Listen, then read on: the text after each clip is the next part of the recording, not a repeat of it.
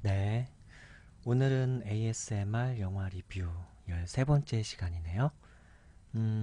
오늘의 영화는 덕혜 옹주입니다. 대한제국의 마지막 황녀, 그녀의 생애를 다룬 영화라고 볼 수 있고요. 그렇지만 한 어떤 개인적인 여인의 삶을 다룬 영화라고만 결론 지을 수는 없고, 오히려 그 여인의 생애를 통해서 그 시대 속에 어려 있는 어떤 아픔들을 예, 보여주려 한 영화가 아닐까 싶습니다. 네. 이 영화는 2016년 8월쯤에 개봉을 했네요. 네, 1년이 넘었군요. 상영 시간은 한 120분, 127분 정도 되는데요. 그렇게 길게 느껴지진 않아요. 예. 그리고 이 영화는 뭐 재밌다, 안 재밌다라고 그렇게 구분해서 볼 만한 영화는 아닌 것 같고요. 어떤 사회적인 의미가 충분히 있고, 그래서 재밌기도 합니다. 시간이 그렇게 지루하게 느껴지지 않고, 그리고 뭐랄까요? 많은 드라마와 영화에서 어떤 조선시대, 고려시대, 뭐 삼국시대의 어떤 위인들이나 그 위인들의 시대를 조망하고 다루는, 그 픽션이든 어, 논픽션이든 간에 다루는 영화들이나 드라마들이 많이 있었는데, 이 덕혜옹주라고 하는 인물은 글쎄요, 제 나이에서는 모르겠어요. 저는 좀 생소했습니다. 그러니까 시사나 역사에 대해서 그래도 아예 문외한은 아닌데, 그렇다고 해서 막 열심히 막 역사를 드립다 막 공부하고 판 건 아니고요. 그냥 어느 정도 상식적인 역사의 서적들을 좀 읽었고, 그냥 상식적으로 조금 알고 있는데, 그래도 덕혜옹주라는 인물은 잘 몰랐어요. 그리고 그녀가 살고 있었던, 살아냈던 그 대한제국이 멸망한 그 시대로부터 일제 치하의 강점기 시기까지의 그 시기를 그렇게 잘 안다고 할 수가 없어요. 그런데 이 영화를 보면서는 어찌하였든 리뷰를 하려다 보니까, 아니었으면 그냥 이 영화를 보면서 아, 저 시대는 저렇게 저랬군. 뭐 그동안 살아오면서 많은 드라마와 영화를 통해서 또 일제 치하의 혹은 일제 강점기 시대의 아픔들은 많은 드라마들을 통해서, 많은 책들을 통해서 우리 문화 속에 어떤 반일 감정이 뭐 이렇게 쭉 내려오는 동안 저도 어쨌든 보고 듣고 한 것은 있으니까요. 그런 것은 절절히 느꼈지만 이 영화를 통해서 어쨌든 그런 부분을 다시 한번 생각해 볼 수 있는 계기가 된다는 거. 그리고 대한제국? 대한제국? 그래, 대한제국. 예, 이 말에 대해서도 한번 생각해 봤어요. 이게 국가 이름이잖아요, 우리나라. 근데 좀 생소하게 느껴지는 거죠. 우리나라는 현재 대한민국이잖아요. 그쵸? 그리고 저는 대한제국이 있었다는 것 자체도 좀 잊고 살아온 것 같아요. 들어본 것 같은데, 그런 나라가 있었어, 우리나라에? 그런 칭호를 가진 역사가 있었어? 라고 할 때, 예, 그 헌법도 공부했는데, 예, 그러니까 헌법 전문에 보면은 뭐, 이제 뭐, 우리나라 국가의 이제 기원에 대해서도 이제 약간 좀 방향을 잡아주고 있는 그런 내용들이 있는데요. 그럼에도 불구하고 대한제국이란 말은 저는 생소했습니다. 예, 좀 이따 한번 좀 살펴보도록 할게요. 대한제국이란 말이 좀 생소했고, 덕혜옹주라는 인물도 생소했고, 고종이라는 인물도 이제 들어는 봤죠. 살아오면서 마지막 조선의 왕, 뭐 그렇게 정도로 알고 있었는데, 네, 어쨌든 그런 인물들이 등장을 해요. 그런 역사 속에 실존했었지만, 그러나 저는 잘 좀 낯이 익은 인물들은 아닌 그런 인물들이 등장을 하죠. 그리고 일제 치하인 상황이고, 그리고 조선의 마지막 왕이었지만 일제 치하에서 어떤 약간 수모를 당하는 약간 그런 느낌의 왕, 고종. 그리고 그 고종의 막내딸로서, 막내딸이 맞나요? 덕혜옹주가? 예. 그 막내딸로서 아주 이쁨을 받고 귀여움과 사랑을 독차지하면서 자랐던 어떤 어린아이 덕혜 옹주. 그렇지만 이제 그 고종이 죽게 되죠. 그것도 암살인 것 같아요. 예, 암살인 것 같고 독살인 것 같고, 예, 그게 사실인지 어떤지 한번 알아봐야겠지만 일단 그렇게 죽습니다. 그러고 난 다음부터 이제 이 덕혜 옹주의 파란만장한 삶이 시작되는 거죠. 한 왕가에서 태어나서, 예, 귀엽고 사랑스러운 막내딸로 태어났지만, 예, 그 시대에 처해져 있던 어떤 상황들로 인해서 그녀는 이제 매우 힘겨운 삶을 살아가게 되고, 그리고 그 시대는 사실은 이 황녀라고 하는 이 덕혜 옹주뿐만 아니라 그 시대를 살아가고 있었던 모든 이 대한민국의 백성들 혹은 그런 민족들은, 결애들은 많은 아픔들을 같이 겪으면서 살아가죠. 물론 그 가운데서도 이제 어떤 기회주의적으로, 예, 일본 쪽에 일본을 찬양하면서, 예, 일본의 권력가들에게 붙어서, 예, 자신의 입신양명을 하는, 예, 어쨌든 그런 그런 친일파라고 하는 그런 사람들도 보여주고요. 그리고 독립군의 얘기도 좀 보여줍니다. 예. 어쨌든 그런 흔히 이제 일제 치하의 시대를 다루는 영화나 드라마들이 보여주는 것들을 이 영화도 보여줍니다. 간만에 좀 본 것 같아요, 이런 영화를. 예, 이런 일제 치하의 시대를 다루고 있는 영화를. 글쎄요, 왜 못 봤죠, 그동안은? 예전엔 꽤 많이 드라마를 통해서든지 영화를 통해서든지 많이 있었던 것 같은데 언젠가부터는 못 본 것 같아요, 좀 그나마 기억나는 게, 드라마로 봤던 것 중에 좀 기억이 나는 게 그 주원 씨가 나왔었던 거 있었지 않습니까? 마스크 같은 거 쓰고 나왔던 거. 예, 그 드라마 제목이 생각이 안 나는데, 예. 이게 어쨌든 그 드라마 정도 생각이 나는 게 있고, 그리고 또 뭐가 있었죠? 음, 별로 기억이 안 나네요. 예, 일제치하의 어떤 역사를 다룬 영화가 그렇게 생각이 안 나네요. 최근에 봤던 영화 중에서는. 예. 그래서 간만에 봤습니다. 간만에 봤고, 그리고 제가 요즘 영화 리뷰를 하니까 아무래도 영화를 볼 때 어떤 걸 좀 나눌까라고 생각하면서 좀 보게 되는데, 그러다 보니까 이 영화에서 있어서 저는 가장 큰 테마는, 저에게 있어서는, 제게 다가온 거에 있어서는 국가라는 테마가 좀 다가왔어요. 국가. 글쎄요. 국가가 무엇일까? 또 민족이라는 건 뭘까? 예, 그게 되게 좀 중요한 하나의 주제처럼 여겨졌어요. 이 영화의 주요 소재는 덕혜 옹주라고 하는 그 인물을 중심으로 그 시대에 있었던 일들을 어떤, 어떤 이제 상황별로 이렇게 보여주는 건데, 그리고 한 개인 왕녀였던, 그 왕족이었던 한 여인이, 예, 그 시대를 살아가면서 느꼈었던 아픔들도 개인적으로도 참 잘 보여줬고요.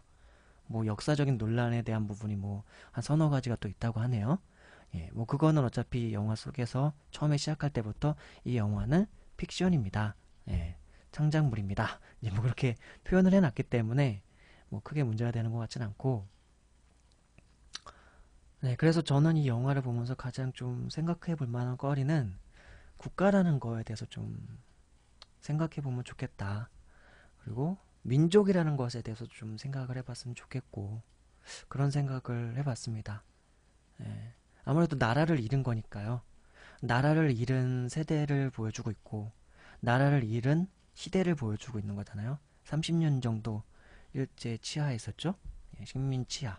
예, 있었죠. 그거 가지고 이제 그 역사를 해석을 어떻게 하냐에 따라서, 예, 뭐, 보수라는 말은 거기에 꼭 역사적인 해석에만 쓰이는 건 아니지만, 어쨌든 뭐 그 뉴라이트인가요? 뉴라이트 역사라고 해가지고 뭐 그쪽이 뉴라이트 역사관이라고 해가지고 일본을 뭐 찬양하는 듯한 방식으로 해석하는 역사적인 해석의 방식이 있고, 반면에 어떤 독립군들과 뭐죠? 예, 일제 치하에서도 독립군들이 있었고, 그 독립군들이 만주인가요? 그쪽에서 임시정부를 세우고 그러려는 와중에 뭐 1945년입니까? 뭐 하여튼 광복이 되고, 사실 정확히 몇 년인지 기억이 안 나네.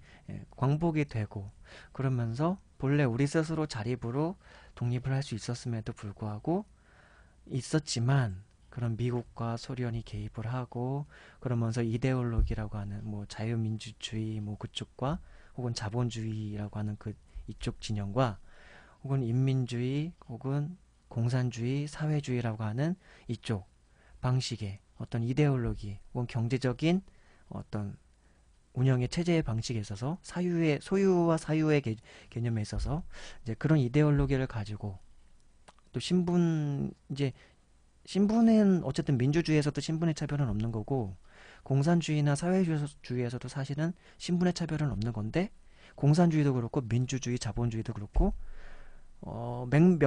명목상으로는 신분의 차별은 없다고 하지만, 자본주의에서는 돈을 가진 사람들, 자본을 가진 사람들이 엄연히 약간 양반 같은 계급이 충분히 있을 법한, 이제 나중에 기득권이 되어가는 그런 신분의 차별이 있는 것 같고, 양극화에 있어서.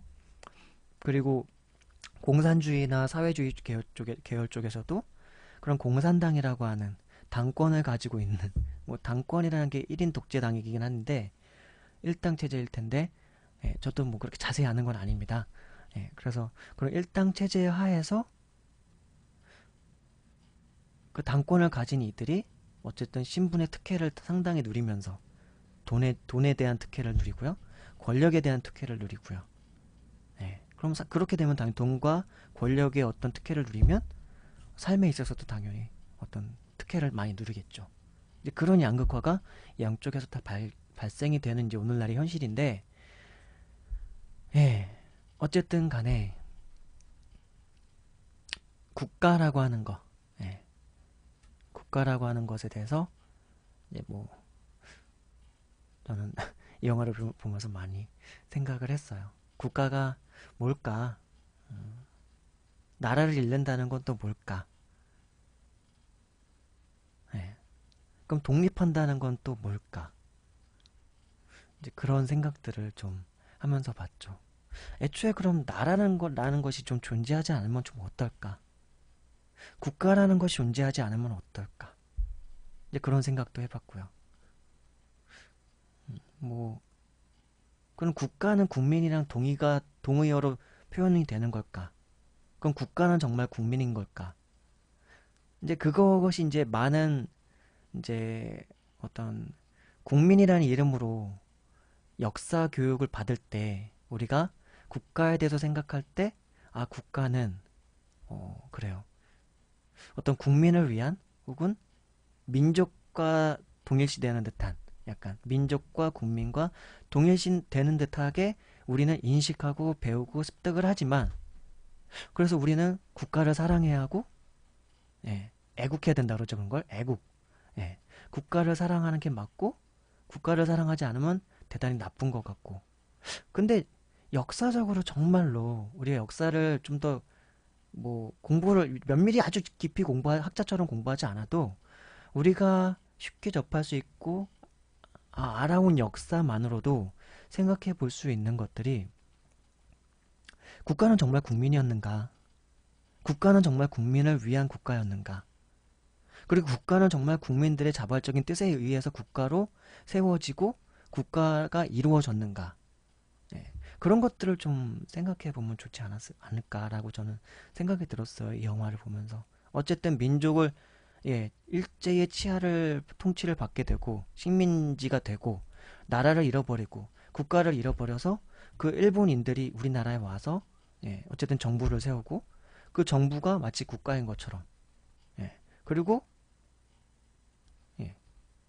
어쨌든 민족이 다르고 사람이 언어가 다르고 살아온 문화가 다르니까 그들에게서 있어서 또 차별을 받게 되고, 수많은 차별, 경제적인 차별, 또 인격적이나 어떤 모욕적인 차별, 뭐 많이 있죠, 정말로. 예. 이제 그런 것들이 있는데요.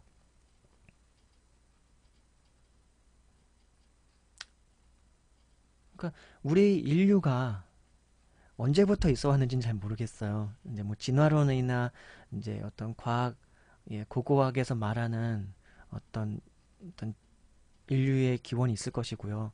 생물학 쪽이나 이제 그런 쪽에서도 말하는 어떤, 예, 그런 역사가 있겠죠. 인류의 시작, 뭐 호모사피엔스, 뭐 네안데르탈인, 뭐 그런 것이 있어 온 이래로 부족이 생겨났고, 어쨌든 만인의 만인을 향한 투쟁이라는 말이 어떤 적합할 정도로 인간은 이 자연이라고 하는 거대한 생존의 벌판에서 동물과도 싸우면서 자립해야 됐고, 동물과 싸우고 그리고 생존해서 이제 농경을 하면서 농사를 짓고 뭐 과일을 따먹고 뭐죠? 이제 바닷가에서 물고기 잡아먹고 뭐 그러면서 각 지역마다 이제 터를 이루면서 살아가면서, 예, 자연을 좀 극복해 나가다 보니까 사람이 이제 사람에게 이제 공포로 다가오는, 사람이 사람에게 이제 위협적인 존재가 되는, 힘이 센 놈이, 힘이 센 부족이 힘이 약한 부족을 이겨서 그 약한 부족의 재산을 강탈해가고, 그 먹거리나 그런 걸 강탈해가고, 거기 있는 남자들은 다 때려 죽이거나 노예를 삼아버리고, 여자들도 노예를 삼거나 종으로 만들거나 어쨌든 첩으로 만들어버리고 시녀로 만들고, 그게 뭐 어쨌든 동양이든 서양이든 있어온 역사의 한 흐름입니다. 예, 뭐 성경적으로 얘기하면 죄악한 인류가, 예, 첫사람 아담과 하와가 하나님 앞에서 범죄한 이후로 이 인간들이 에덴 동산에서 쫓겨나고, 그리고 이 척박한 자연을 개척해 나가면서 인간이 인간들끼리 서로, 예, 위협이 되면서 죽이고 죽임 당하고 노예로 삼고 그렇게 부족을 이루고, 부족이 커가면서 그 부족들 대표들끼리도 싸워서 이긴 놈이, 예, 왕이 되는, 뭐 그런 식으로 해서 나중에는 뭐 왕정의 시대들이 유럽 쪽이나 저 서양권에서도 있고요. 동양 쪽에도 있습니다. 그렇죠. 우리 세계사를 통해서 공부해 보면 그런 내용들이 나왔잖아요. 그러면서 이제 국가라는 것이 생겨난 거예요, 사실은. 예. 국가는 어떻게 보면은 자발적으로 생겨났다기보다는 어떤 힘과 힘의 논리에 의해서 생겨났다. 그리고 어떻게 보면 또 자발적으로 생겨났다고도 볼 수 있는 것은, 어쨌든 내 부족이 살아남기 위해서 다른 부족들과 다른 국가나 어떤 다른 덩치가 큰 민족들에게로부터 어쨌든 내가 좀 살아남기 위해서, 왜냐면은 지면은 노예가 되는 거니까요. 지면은, 예, 지면은 어쨌든 그 남은 생애 동안은 노예가 되든 아주 굴욕을 당하면서 한평생을 살아야 되는 거니까요. 이기면, 예, 그들의 재산도 내 거. 뭐 그런 식으로. 그렇지만 글쎄요, 역사적으로 그런 민족이나 그런 나라가 있었는지 모르겠지만 자기네가 침공하고서 이기고 식민지를 만들었음에도 불구하고 노예로 삼지 않고 자립적으로 자유를 많이 주면서 그렇게 살아간 통치한 나라들이 얼마나 되는지 모르겠지만, 뭐 징기스칸이란 나라가 그냥 되게 좀 자유롭게 좀, 그렇지만 거기도 신분과 계급은 다 있었던 걸로 기억하고요. 뭐 나폴레옹이 프랑스가 유럽을 통치할 때라던가, 알렉산더가 뭐 이제 헬라니즘을 뭐 만들었나요? 예, 그런, 그리스가 저 유럽 쪽을 또 저쪽 중동 아시아 쪽과 해서 이렇게 막 떨쳐 그 명성을 떨쳤을 때라던가, 혹은 로마가 그렇게 막 어떤 로마 대제국을 만들면서 했었을 때라던가요. 그럴 때에도 어쨌든 신분과 계급이 있었고, 그 신분과 계급이라는 것은 어찌 보면은, 예, 통치하는 그 나라의 백성들은 어쨌든 시민으로서의 권리를 누렸고, 통치되는 식민지로서 그 처해졌었던 국가들은 어떻게 됐나요? 다 어쨌든 좀 힘든 삶을 살았겠죠? 말로 표현하긴 좀 어려워요. 예, 내가 그걸 막 세세하게 표현을 좀 해드리고 싶은데, 예, 표현하기 좀 어렵네요. 예전에 세계사 책도 좀 열심히 읽고 그랬는데. 기억에 남는 것. 이 정도 표현하는 수준이군요. 예. 어쨌든 국가라는 건 그래서 어, 필요악적으로 생겨난 걸까요? 어쨌든 필요에 의해서든 혹은 생존을 위해서든 혹은 어쩔 수 없이든 예, 자발적으로든 비자발적으로든 생겨나게 됐다. 인간이 인간 서로에게 위협이 되고 인간이 인간의 서로에게 적대적인 존재가 되고 인간이 인간에게 서로 죽임을 주고 어떤 그런 죽고 죽이는 관계가 형성될 수 있는 한 예, 국가는 생겨날 수밖에 없었다라고 어떻게 볼 수가 있는 것 같아요. 비자발적인 이유도 있고 자발적인 이유도 있겠죠. 그런 이유들이 있을 것 같아요. 그러나 이제 거기 안에서 태어나는 애들은 사람들은 자기가 원해서 그 국가의 백성이 되는 건 아니에요. 자기가 원해서 그 국가의 시민이 되는 건 아니죠. 어쨌든 부모님으로부터 예, 그냥 태어나지니까 나는 한국인이네. 나는 중국인이네. 나는 아프리카인이네. 나는 유럽의 뭐 영국인이네. 난 프랑스인이네. 미국인이네. 뭐 그렇게 정해지는 거죠. 내가 원한 건 없어요. 태어나 보니까 어 나는 어느 나라 국가 시민이네. 뭐 그렇게 되는 거죠. 뭐 더 옛날로 돌아가 보면 나는 어느 부족의 누구 아무개로 태어난 거네. 근데 이거 뭐지? 내가 우리 부족에 살려면 쟤네 부족 때려 잡던가 아니면 방어라도 잘 해가지고 어쨌든 살아남아야 되는 거네. 근데 방어만 하고 있자니까 잘못하면 우리가 먼저 죽을 수 있어. 그래, 최선의 방어는 공격이야. 뭐 그러면서 공격해 나가는. 그래서 지면은 노예되고 이기면 예, 조금 우월한 지위를 갖게 되는 거죠. 그렇게 해서 역사 속에서 있었던 많은 인류가 만들어 놓은 국가들은 신분제가 그래서 다 있었던 것 같아요. 제가 보는 역사에 있어서의 신분의 탄생이란 건 이런 게 아니었을까라고 보고 있습니다. 예. 거의 항상 통치자라고 하는 계급이 있었고요. 그 통치자들은 힘으로 일단은 제압을 해서 통치자가 된 것이었고 그 힘에 의해서 통치를 하면서 그 힘과 권력을 계속 어쨌든 그 자식과 자신의 혈통과 자신의 혈통을 물려받은 자신의 자식들 후손까지 계속 이어지고 싶은 어떤 욕구와 욕망이 있지 않았겠습니까? 그거를 이제 통치의 어떤 논리로 삼아서 그걸 이제 이데올로기로 만드는 거죠. 사상으로 만드는 거죠. 그래서 뭐 첨부 인권설인가요? 첨부 왕권설인지 뭐 그런 이제 우리 이제 세계사라든가 국사라든가 뭐 그런 데서 배울 때 유럽 역사를 배울 때 뭐 첨부 인권설인가 첨부 왕권설인가 그래서 교황도 하늘로부터 뭐 교황권도 뭐 얻은 거 받았다. 그걸 또 나중에 황제가 막 나의 이 왕으로서의 권력이나 이런 거는 하늘로부터 점지된 것이다 라고 하는 어떤 하늘 내려서 내려준 것이다 뭐 하면서 예, 그렇게 막 우기는 예, 그런 이제 왕정의 시대들이 있었던 거죠. 우리나라의 뭐 조선 시대나 그런 시대의 어떤 드라마나 뭐 영화를 보더라도 거기서 이제 왕들이 종종 그러잖아요. 짐이고 국가고. 이거 뭐 유럽에 있는 프랑스 뭐 역사를 좀 읽어봐도 왕들이 좀 뭐 그런 얘기 나오지 않았습니까? 짐이고 국가다. 짐이고 신이고 하나님의 신의 통치자다. 신을 대리한 통치자다. 뭐 그런 식으로요. 뭐 얼마 전에 봤었던 뭐 드라마에서도 연산을 다룬 그 드라마 7일간의 뭐 7일의 여인이었나? 7일의 왕후인가?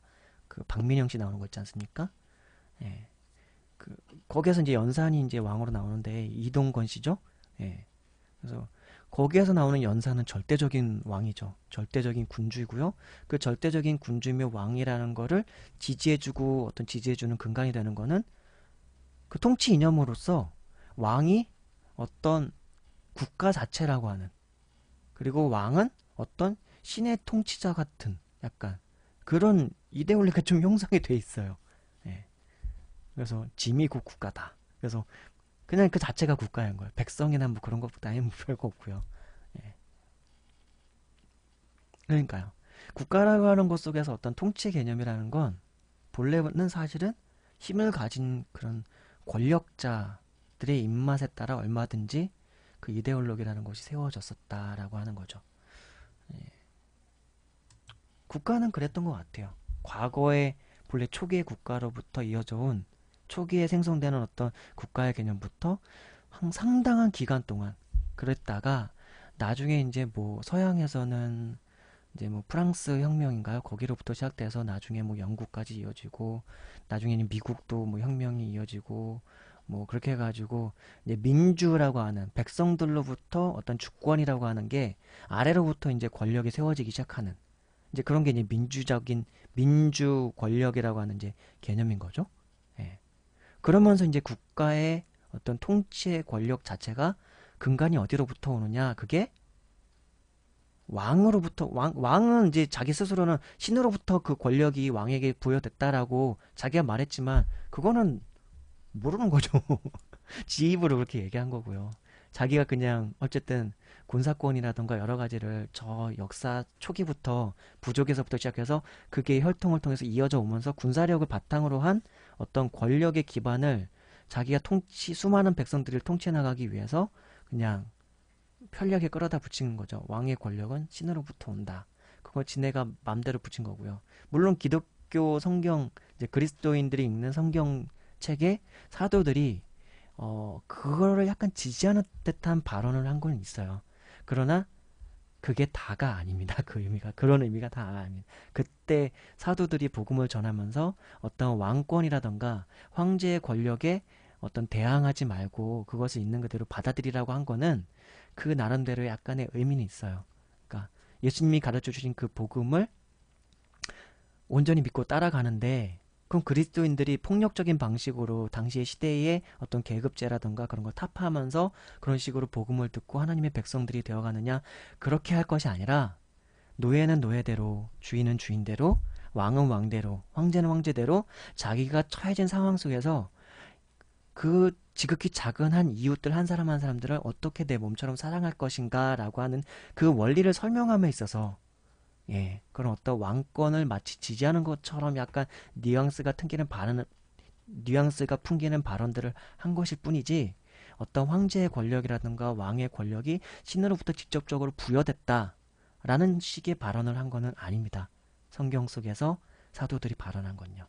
근데 그 어쨌든 유럽의 왕들은 기독교 국가들이니까요. 어쨌든 예수님이 저 서기 0년도부터 이제 30년에 이제 죽으시고 부활하신 그 이후로부터 로마에서 310 AD 313년에 이제 그리스도교가 이제 국교가 이제 공인화되잖아요. 예, 국교로서 그 이후부터 쭉 어쨌든 유럽권에 있는 나라들은 예수님, 그리스도인 이제 그리스도교 예수님을 신앙의 대상으로 삼고 하나님을 어쨌든 신앙의 대상으로 삼고 그렇게 그 신앙을 가지고 세상을 살아가는 세계관과 가치관을 갖고 쭉 이어져 온 국가들이고 나라들이고 시민들이거든요. 그러니까 그 속에서 이제 성경을 이제 악용하는 거죠. 이제 왕들이 이렇게 악용한 거였고 어쨌든 짐이 국가다 그런 식으로 했던 반면에 그러면서 나중에 이제 민주화라고 하는 어떤 혁명들 부르주아로부터 시작되는 어떤 시민혁명들이 시작되죠. 예. 어쨌든 그 시민혁명도 사실은 권력과 돈이 좀 있었기 때문에 가능한 거였다는 거. 나중에 뭐 이미 역사를 공부를 하신 분들은 아시겠지만 그 정도는 저도 말할 수 있는 것 같아요. 돈이 좀 있는 사람들로부터 권력이 좀 있는 사람들로부터 어쨌든 시민혁명도 시작될 수 있었다라고 하는 거. 예. 그것도 좀 대단히 이기적인 논리가 작용했기 때문에 그래요. 예. 어떤 상업적인 논리죠. 돈을 많이 갖게 된 부르주아들이 자기가 돈도 좀 많은 것 같고 공부도 사실은 좀 더 많이 했죠. 우리나라의 조선 왕조의 어떤 양반들도 그렇고 양반들이 공부한다고 한 게 기껏해야 막 유학이라던가 그런 성리학이라고 해서 되게 추상적인 학문들이거든요. 어떻게 보면 약간 종교적인 집단이랑 좀 비슷한 겁니다. 그게 오늘날의 그리스도인들이 성경을 거룩한 하나님의 말씀으로 읽으면서 그걸 통해서 세상을 살아가는 지혜와 인간이 살아갈 도리에 대한 어떤 도덕적인 지침 그리고 윤리적인 지침 살아갈 규범으로서 그리고 어떤 마음과 생각까지도 어떤 질서를 잘 다지는 그런 어떤 진리의 말씀으로 여기면서 성경 말씀을 읽는데, 조선시대의 양반들도 성리학 혹은 유학이나 성리학을 어떤 신앙 서적처럼 그렇게 신봉하면서 읽고 또 읽고, 거기에서 살아가는 도리들을, 국가의 질서들을 파악하고, 그렇게 국가를 통치하는 사람들도 그래서 양반 중에서 나오고 뭐 그런 식으로요. 어쨌든 그랬거든요. 예. 그러니까 그 양반들이 공부한다고 했던 것도 결국은 추상적인 학문이었고, 유럽에 있는 그 백작, 공작, 왕가 뭐 그들이 하는 것도 사실 별건 없거든요.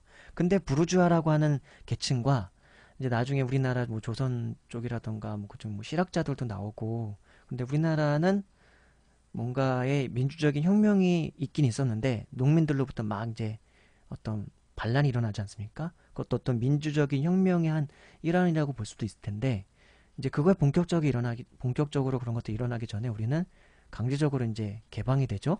그래서 외세 침략이 있고, 예. 그러다가 이제 궁극적으로 이제 일본에게, 예, 침략을 당해서 이제 강제로 이제 어쨌든 전제 국가였어요. 우리나라는 왕이 통치하는 국가였고요. 왕이 1인 독재로서 모든 백성들을 다스리는데, 그 안에 또 신분이 차별이 있었죠. 양반이 있었고 중인이 있었고 또 천민이 있었는데, 그 천민들은 종살이라는, 예, 노예살이 하는 거죠. 그것도, 예, 그런 거였죠. 그 노예가 되는 계기들도 보면은 뭐 고려 시대에서 이제 뭐 이제 조선 시대로 오면서 한 왕가가 쫙 몰락하면서 그들은 이제 다 죽임 당하거나 노예가 되거나 뭐 그런 식으로, 그리고 그 전부터 노예였던 사람도 그냥 노예인 거고 뭐 그렇죠. 어쨌든 간에 부르주아라던가 어떤 실학자라던가 그 당시 돈과 또는 지식을 또 의사들도 있고요. 이제 기술쟁이들이죠. 어떻게 보면은 그 당시의 언어로 표현하면은, 예, 중인들이 이제 그런 어떤 상인들을 포함한, 그리고 어떤 의술도 포함한 그런 공부는 되게 많이 했는데, 신분의 제약으로 인해서 뭔가 어떤 능력을 펼칠 수도 없고 뭐 그런 제약들이 많았던 거죠. 근데 서양의 부르주아들도 돈도 많고 뭔가 공부한 것도 많은데, 도대체 저 왕들이나 뭐 쟤네 귀족들은 하는 것도 없이, 예? 그냥 모든 걸 그냥 맨날 평생 놀고 먹고 뭔가 불합리하다라는 것부터 아마 시작이 됐을 것 같아요. 뭐 어쨌든 그런 식으로 해서 이제 아래로부터 혹은 중간 정도의 단위 있는 그 부르주아와, 예, 그런 계층으로부터 어떤 민주적인 혁명도 일어나서, 이제 국가라고 하는 것에 대해서 이제 좀 더 국가의 그런 권력은 어디로부터 나오는가라고 하는 것이 이제 점차적으로 이제 체계가 더 세워지는 거죠.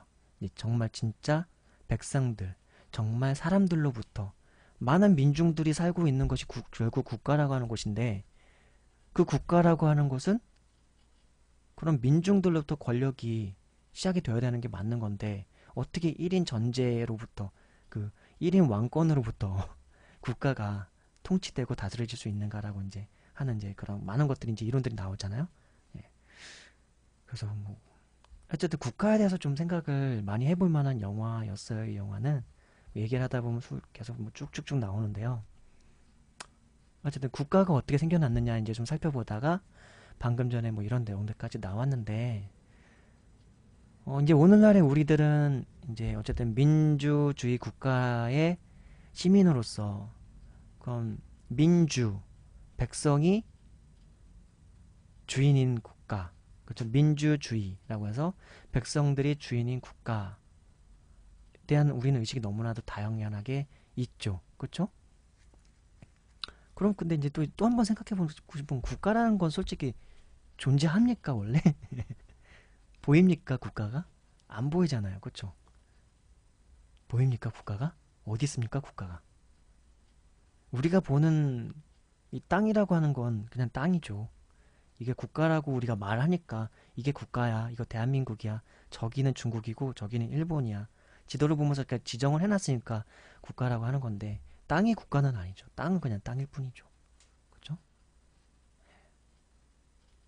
자, 그래서 국가의 개념에 대해서 한번 위키백과에서는 뭐라고 한번 정의 내리고 있는지, 그냥 이런저런 말로 생각해보고 생각하는 게 사실 되게 의미가 있다고 생각해요. 이런 위키백과라던가 우리가 교과서에서 본다던가 어떤 역사학자라던가 사회학자들이 정의를 내려놓은 그런 국가의 개념을 그냥 단순하게 생각하는 것, 그냥 보는 것보단 국가가 뭔지를 한번 생각을 해보면 좋을 것 같아요. 어쨌든 어떤 한 나라의 시민으로서 우리가 살아가고 있고 태어났고 앞으로도 살아가야 되고 뭐 큰 이변이 없는 한 이민을 가거나 그러지 않는 이상 어쨌든 한 나라의 시민으로서 쭉 살아가게 될 터인데 그럼 내가 살아가고 있는 이 국가라는 건 도대체 뭐냐 한번 좀 생각해 볼 필요는 있을 것 같아요. 그래서 저는 이 국가라는 게 꼭 필요한 거냐, 그러니까 제가 말하는 국가는 대한민국, 중국, 일본, 뭐 러시아,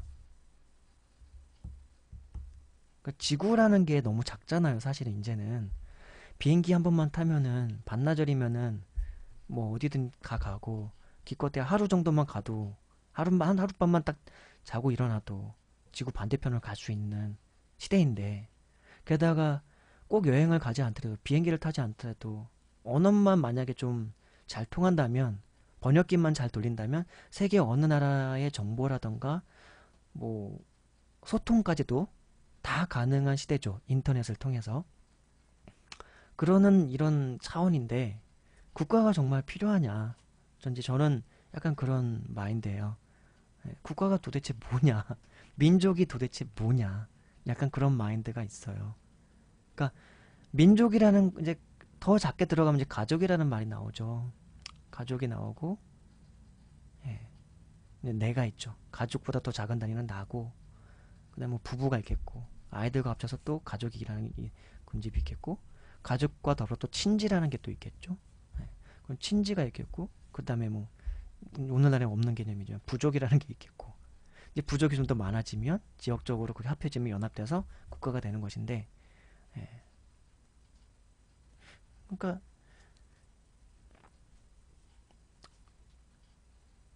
국가가 꼭 필요하냐 이제 이런 생각을 많이 하는 거죠 저는. 근데 어쨌든 좀 적자생존인 이 세상에서 약육강식에 어떤 질서가 없고 어떤 경찰권이든지 군사권이라든지 군사력이라든지 그런 걸로 세계의 헤게몬이나 그런 것이 없으면 인간들은 나쁜 인간들이 꼭 있어가지고 그들이 또 딱 뭉쳐가지고 약한 애들 또 픽박하고요. 그러니까 이제 뭐 국가가 필요하다고 할 수는 있는데 궁극적으로 우리가 지향해야 될 어떤 목표 그 방향에 있어서는 국가는 그냥 없어도 되는 거 아닌가. 그냥 지구라고 하는 한 나라의 지방자치 정도의 개념으로 예? 지방자치의 개념으로서의 각 민족들이 있으면 얼마나 좋겠냐. 그리고 서로 죽고 죽이는 그런 전쟁의 개념보단 예? 불법을 행하는 물론 각 지방자치니까 각 지방자치인 대한민국 지방 그리고 중국 지방, 북한 지방, 일본 지방, 러시아 지방, 뭐 중동 지방, 중동 지방에서는 뭐 이란, 이라크, 뭐 또 시리아 뭐 많이 있죠. 예. 아프리카 지방, 유럽 지방, 뭐 아메리카 지방, 북아메리카만 남아메리카, 뭐 캐나다, 호주, 뭐 뉴질랜드, 뭐 예, 그런 지방들마다 각 지방 자치에 의해서 법들은 있고 규율은 있죠. 그리고 불법을 행하거나 사람에게 서로 해를 끼치면 그 지방 자치에 세워져 있는 법들을 통해서 예, 통치를 하면 되는 것이죠. 예. 그랬으면 얼마나 좋을까 하는 생각을 하는 거죠, 저는. 왜 핵무기 같은 거 이 조그마한 지구에서 도대체 지금 이미 개발된 것만 이 핵들만 가지고도 지구를 몇 번을 파괴할 수 있을 만한 산산조각 낼 수 있을 만한 원자탄들이 이렇게 많은데요. 네, 이 안에서 이 지질이 궁상 떨면서 정말 예, 조그만한 미국 땅덩어리 물론 우리나라보다 훨씬 큰 땅덩어리긴 하겠지만 이 온 우주에 비하면 이 미국이란 땅도 얼마나 작고 중국이란 땅도 얼마나 작습니까? 근데 이 자그마한 지구에서 아웅다웅 하면서 네가 낫느니 내가 낫느니 서로 지지게 볶고 싸우고 군사 무기를 팔아가지고 경제적 이득을 취하려고 하고 그걸 위해서 서로 예? 더 군사적인 어떤 위기를 만들고 조장하고 그러고 나서 무기 팔아먹고 한동안 조용했다가 다시 또 위기를 만들고 뭐 그런 부분들 한심하다 이거죠, 저는. 그러니까 아까도 이제 국가를 얘기할 때 통치하는 이들은 실제로 소수예요. 그리고 그런 소수에 의해서 상당히 많은 국가의 대소사의 큰 결정들은 이루어져요. 그쵸? 그 소수들에 의해서 국가가 어떻게 보면 통치된다고 볼 수 있죠. 그러니까 국가가 그럼 정말 국민이냐? 그거를 저는 아까 초반부에 말씀을 드렸는데, 국가랑 국민은 동일어가 아니다. 동일어가 아니다. 라고 저는 생각을 하는 거죠. 실제로 우리 역사 속에서 있어 왔던 국가가 국민에게 행해왔던 많은 만행들은 국가가 국민이다라고 보기 힘든 너무 많은 사례들을 많이 볼 수 있죠. 국가가 혹시라도 정부일 수는 있을지 모르지만 그 정부는 바뀌어왔죠. 예. 정부라고 하는 표현은 이제 어쨌든 최근 한 100년 내에 생긴 표현인 것 같은데, 그 전에는 뭐 조선 왕조라고 했고, 그 전에는 고려 왕조라고 했고, 그 전에 뭐 삼국시대에 뭐 신라, 백제, 뭐 고구려, 뭐 그렇게 해서 그곳에 또 왕족들이 있었고 그랬죠. 그때도 뭐 황족이라고 해가지고 그 조그만 나라인데도 자신들의 황제라고 일컫는 그런 나라들도 있었던 것 같고요. 예.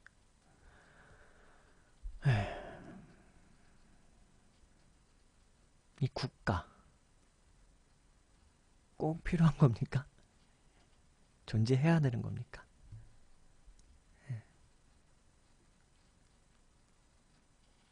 이 부분을 저는 좀 많이 생각했어요. 어쨌든 현실은 근데 나쁜 놈들은 많으니까요. 그쵸? 뭐 일제시대가 살기 힘들었다. 힘들었죠. 그쵸? 지금의 시대도 사실은 힘들지 않습니까? 그래서 일제시대가 그럼 좋은 거냐? 그런 걸 말하는 게 아니라요. 누구에 의해서 그 권력이 소수화되고 집중화되어 있느냐의 차일 뿐, 일제시대나 그 이후의 이승만 정권이나 그 이후의 박정희 정권이나 그 이후에 뭐 전두환 정권이나 노태우 정권이나 별 차이는 없었다. 저는 그걸 말하고 싶은 거죠. 고려 왕조나 조선 왕조나 참 이 인류가 살아온 이래로 지금 2017년인데 적어도 한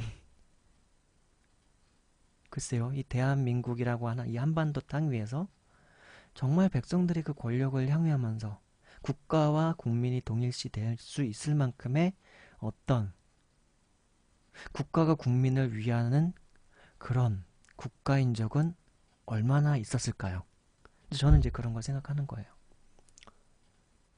일제 치하였으니까 일본 놈은 다 나쁜 놈이니까 그렇게 욕할 수 있다고 하는데, 많은 핍박을 받았으니까 실제로 피해자이기도 하고 우리가 이렇게 욕할 수 있는데, 단순히 저는 일본만 얘기하는 게 아니라 그 전에 있었던 조선 왕조 때도 왕권을 가진, 물론 선군주도 있었죠. 뭐 세종대왕도 있었고, 백성을 자신의 몸처럼 사랑했었던 왕. 그래서 한글을 창제하고, 예. 그뭐 드라마에서 참 잘 만들어 보여주지 않았습니까? 예. 네. 역사를 얘기하면서 드라마를 얘기하니까 좀 웃기죠.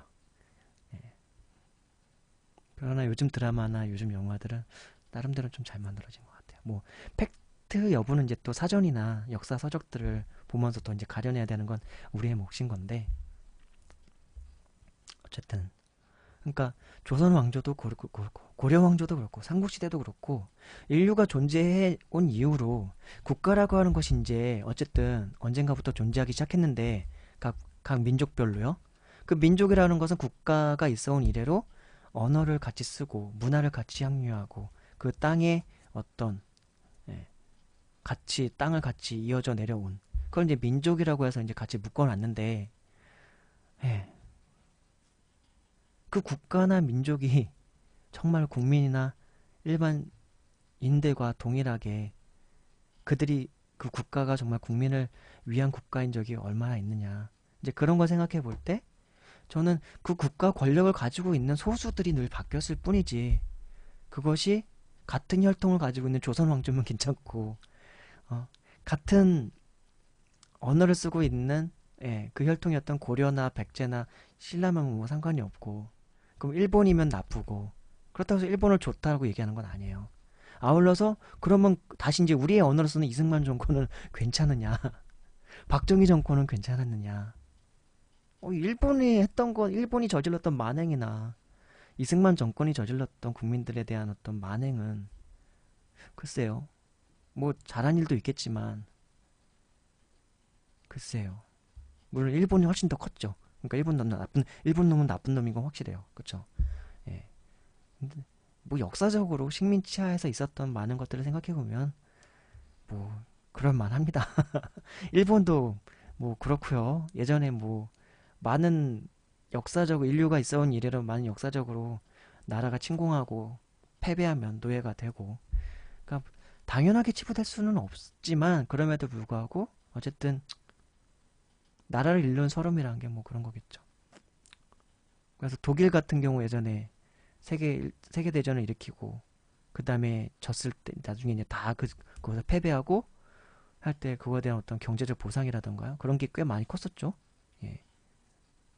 그리고 프랑스도 그렇고 옛날에 어쨌든 전쟁을 일으켰다 패배를 하면은 그거에 대한 경제적인 보상을 배상을 엄청나게 많이 상대 국가에다가 하는. 근데 다만 일본은 그걸 안 하고 있다는 거죠. 참회도 안 하고 자기네가 우리나라를 공격하고 그렇게 30년간 통치하고 인권을 유린하고 그랬고 나중에 이제 이제 세계 대전에서 미국한테 핵폭탄 맞고서 이제 기권하고 예, 항복을 선언하고 그렇게 해서 이제 패전국이 됐죠. 그렇지만 우리나라에 대한 어떤 사과 조치나 그런 것들은 상당히 미흡했기 때문에 아직까지도 갈등이 있는 거겠죠. 반성해야 될 부분을 반성하지 않는 그런 묘일염치라고 하는 것 때문에 일본을 나쁘다 하는 거겠죠. 예, 그렇습니다. 네, 뭐 그렇다 하고요. 어쨌든 제가 말하려고 하는 거는 정부는 바뀌어 왔습니다. 정부가 어떤 왕이라는 이름의 정부가 있었고 식민지라고 하는 그런 식민 통치라고 하는 방식의 다른 나라의 이름을 가진 정부가 있었고 일본이죠. 예, 대일본 제국 뭐 그런 식으로 불렀고 그리고 그 다음에는 뭐 이승만 정부가 있었고 그 다음에 박정희 정부가 있었고 전두환 정부가 있었고 노태우 정부가 있었고 뭐 그런 정부들이 있었죠. 그 이후로도 뭐 김영삼 정부 있고 김대중 정부 있고 이제 뭐 노무현 정부도 있고 이명박 박근혜 그리고 문재인 정부까지 이어져 오는 거죠. 그래요. 근데 이런 정부들이 국가입니까? 근데 실제적인 현실 속에서는 국가의 어떤 통치력, 국가의 권력, 국가의 막강함 그런 거를 대변할 때는 이 정부로 사실 통칭되는 거라고 거의 대변됐던 걸로 저는 역사적으로 이해를 하고 있습니다.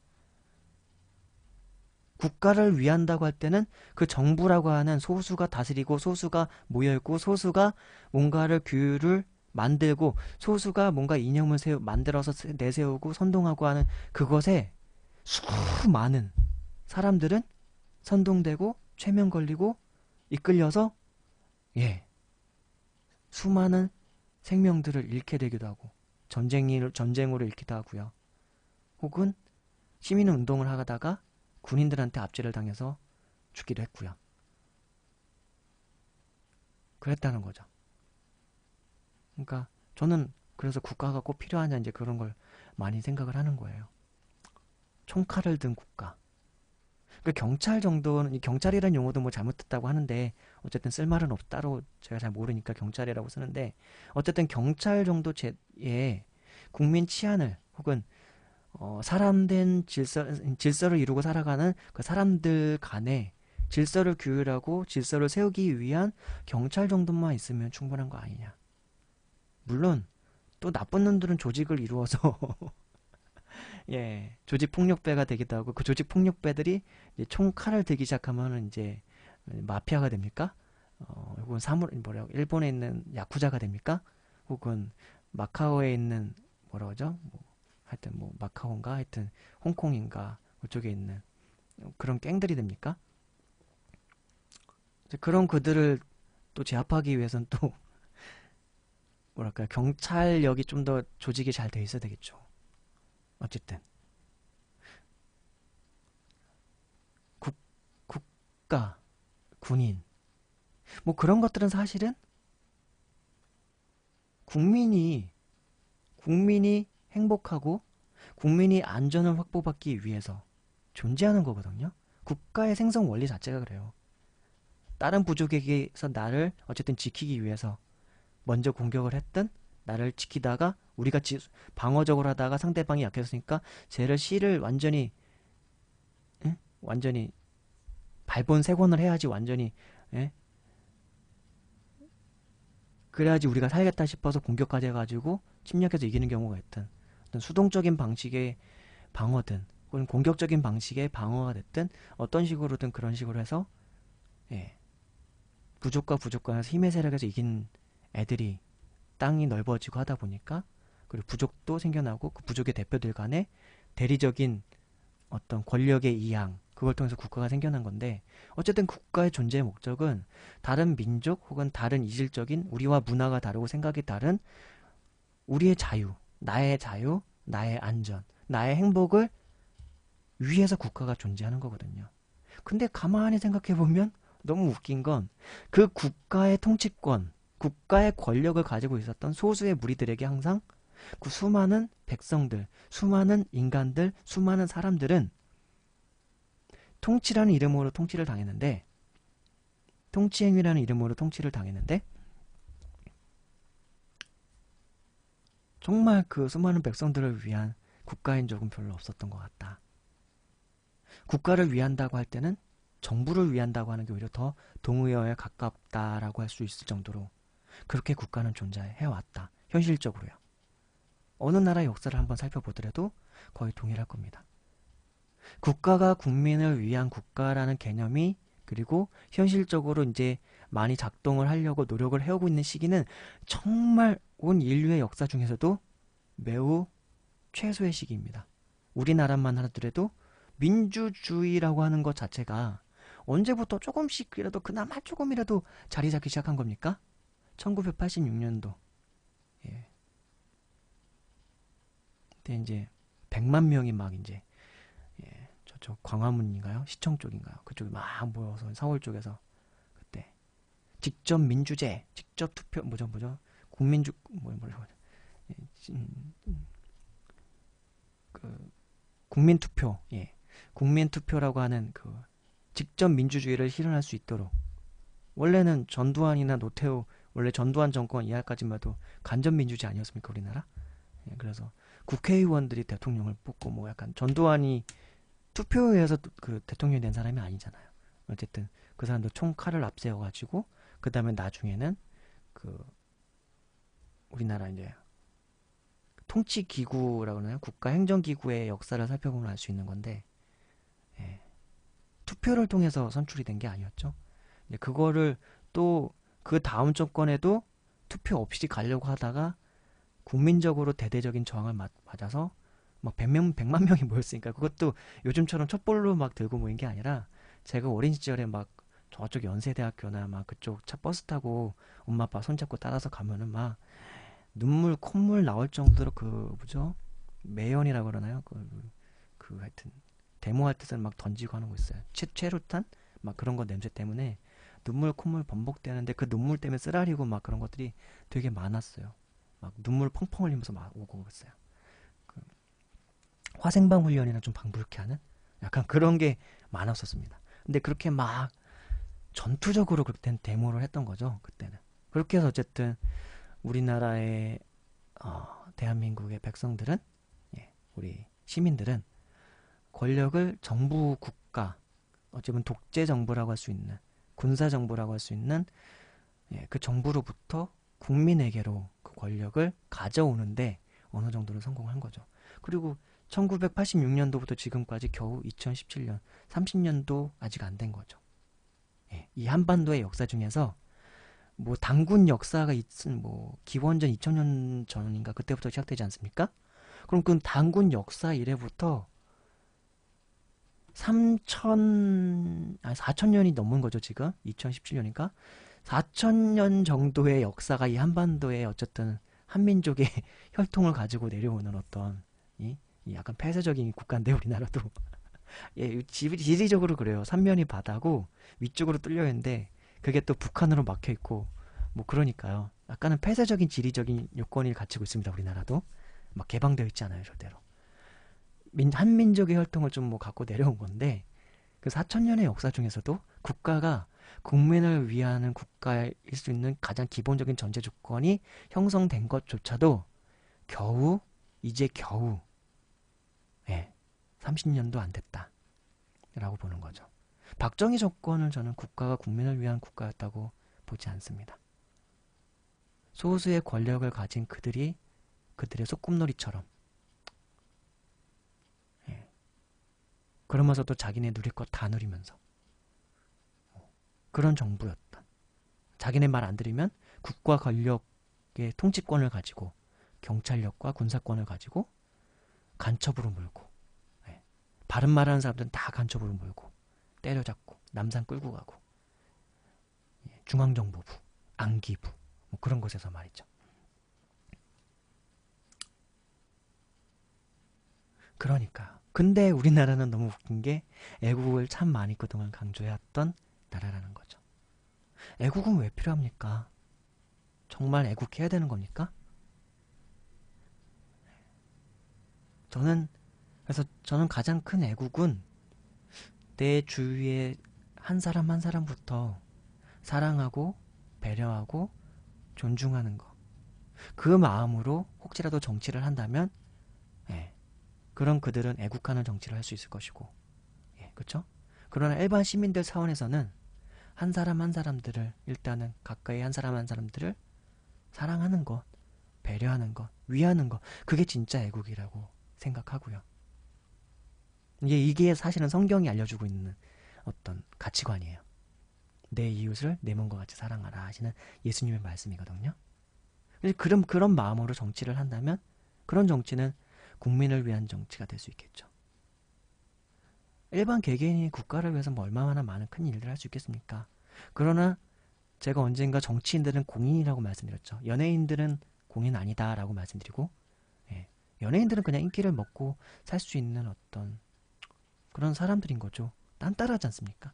예, 그들 스스로도 딴따라라고 얘기하고, 그들 중에서 꼭 자기를 예술가 뭐라고 한다면 그 예술가에 합당한 어떤 것들을 본인들이 입증해야 되겠죠. 뭐 그렇다고 하고요. 근데 저는 그래서 연예인을 공인으로 보지 않고 그들에게 뭔가 많은 책임을 요구하지 않습니다. 그들이 혹은 비윤리적인 것을 하거나 사회적인 지탄받을 일을 하더라도, 그래, 인간이 살아가면서 그럴 수도 있지 라고 생각해요. 인간은 악하니까요. 인간은 모순이 많고 인간은 오류가 많고, 그러니까요. 예수님께서 뭐 어떤 사람이 나에게 죄를 범하면 70번씩 7번씩이라도 용서라고 말씀하셨으니까요. 그래요.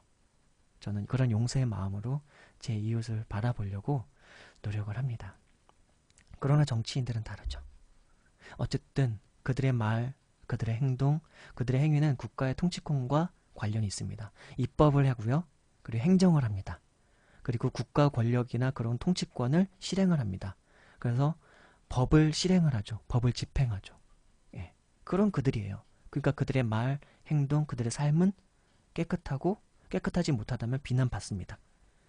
예, 그래야 마땅하고요. 저는 그렇게 생각합니다.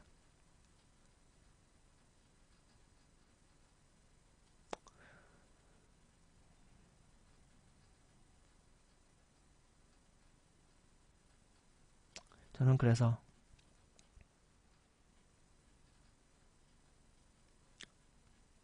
정치인들,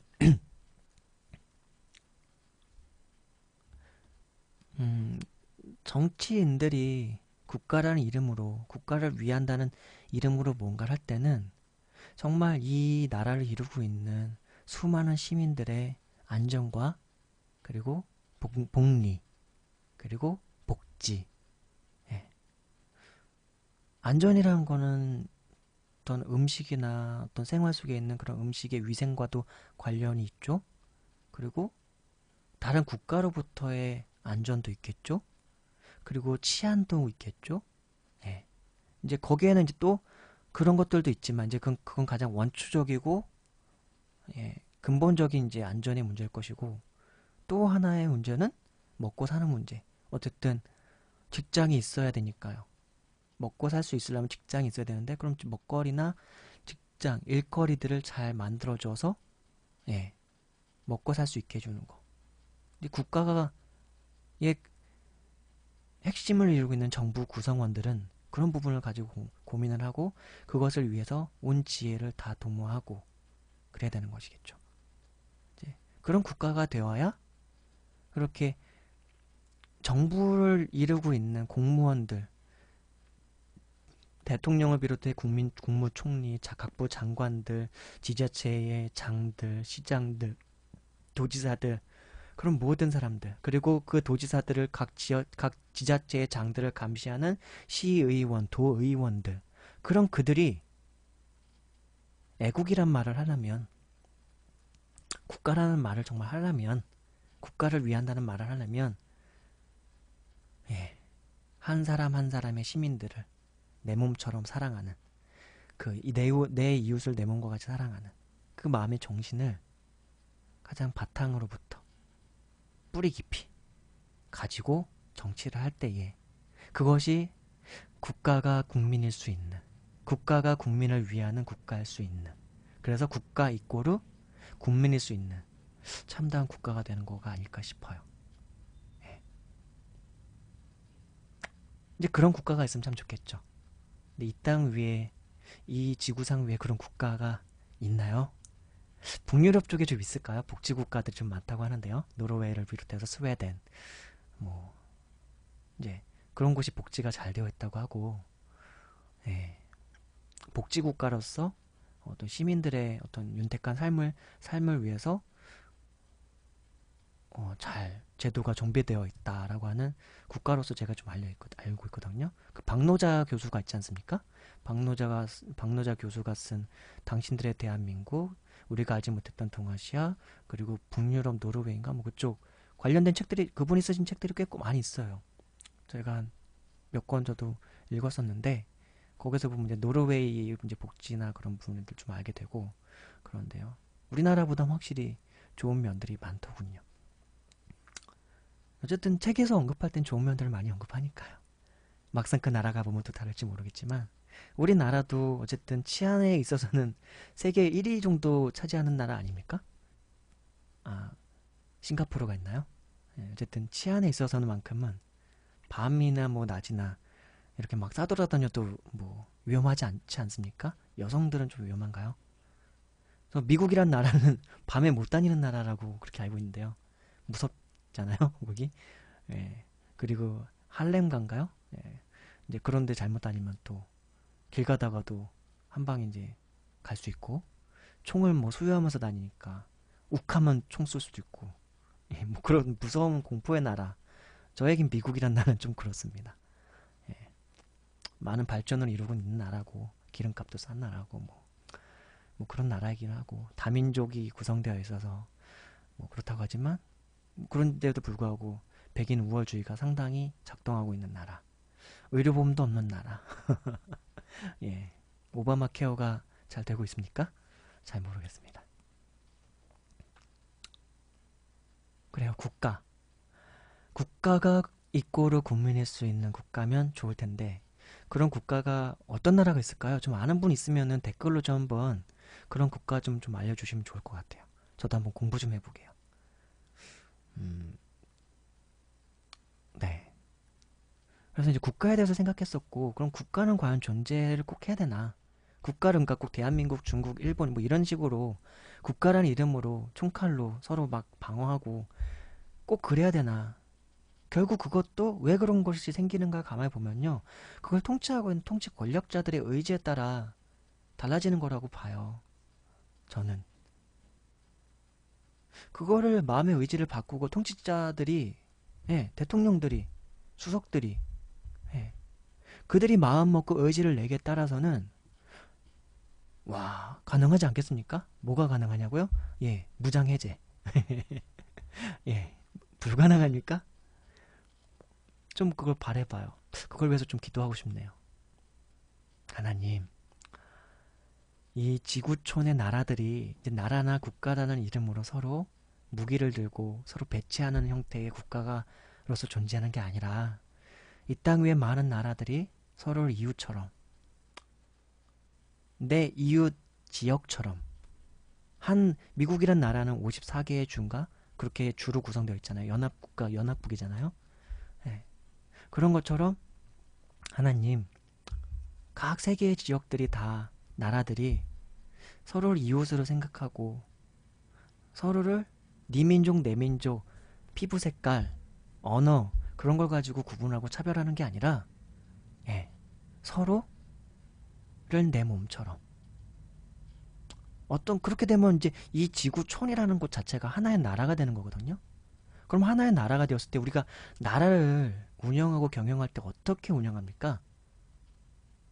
어쨌든 양극화를 조심하면서 양극화가 일어나지 않도록 어떤 부의 편성이라던가 그런 것도 잘 균형 있게 하려고 노력할 것이고 그리고 소외된 계층 그것이 소외라는 개념이 경제적으로 소외를 말하기도 하고요. 경제적으로 소외되어 있으면 당연히 복지에 있어서도 사각지대에 놓여 있을 것이고 의료에 있어서도 사각지대에 놓여 있을 것이고 교육에 있어서도 사각지대에 놓여 있겠죠.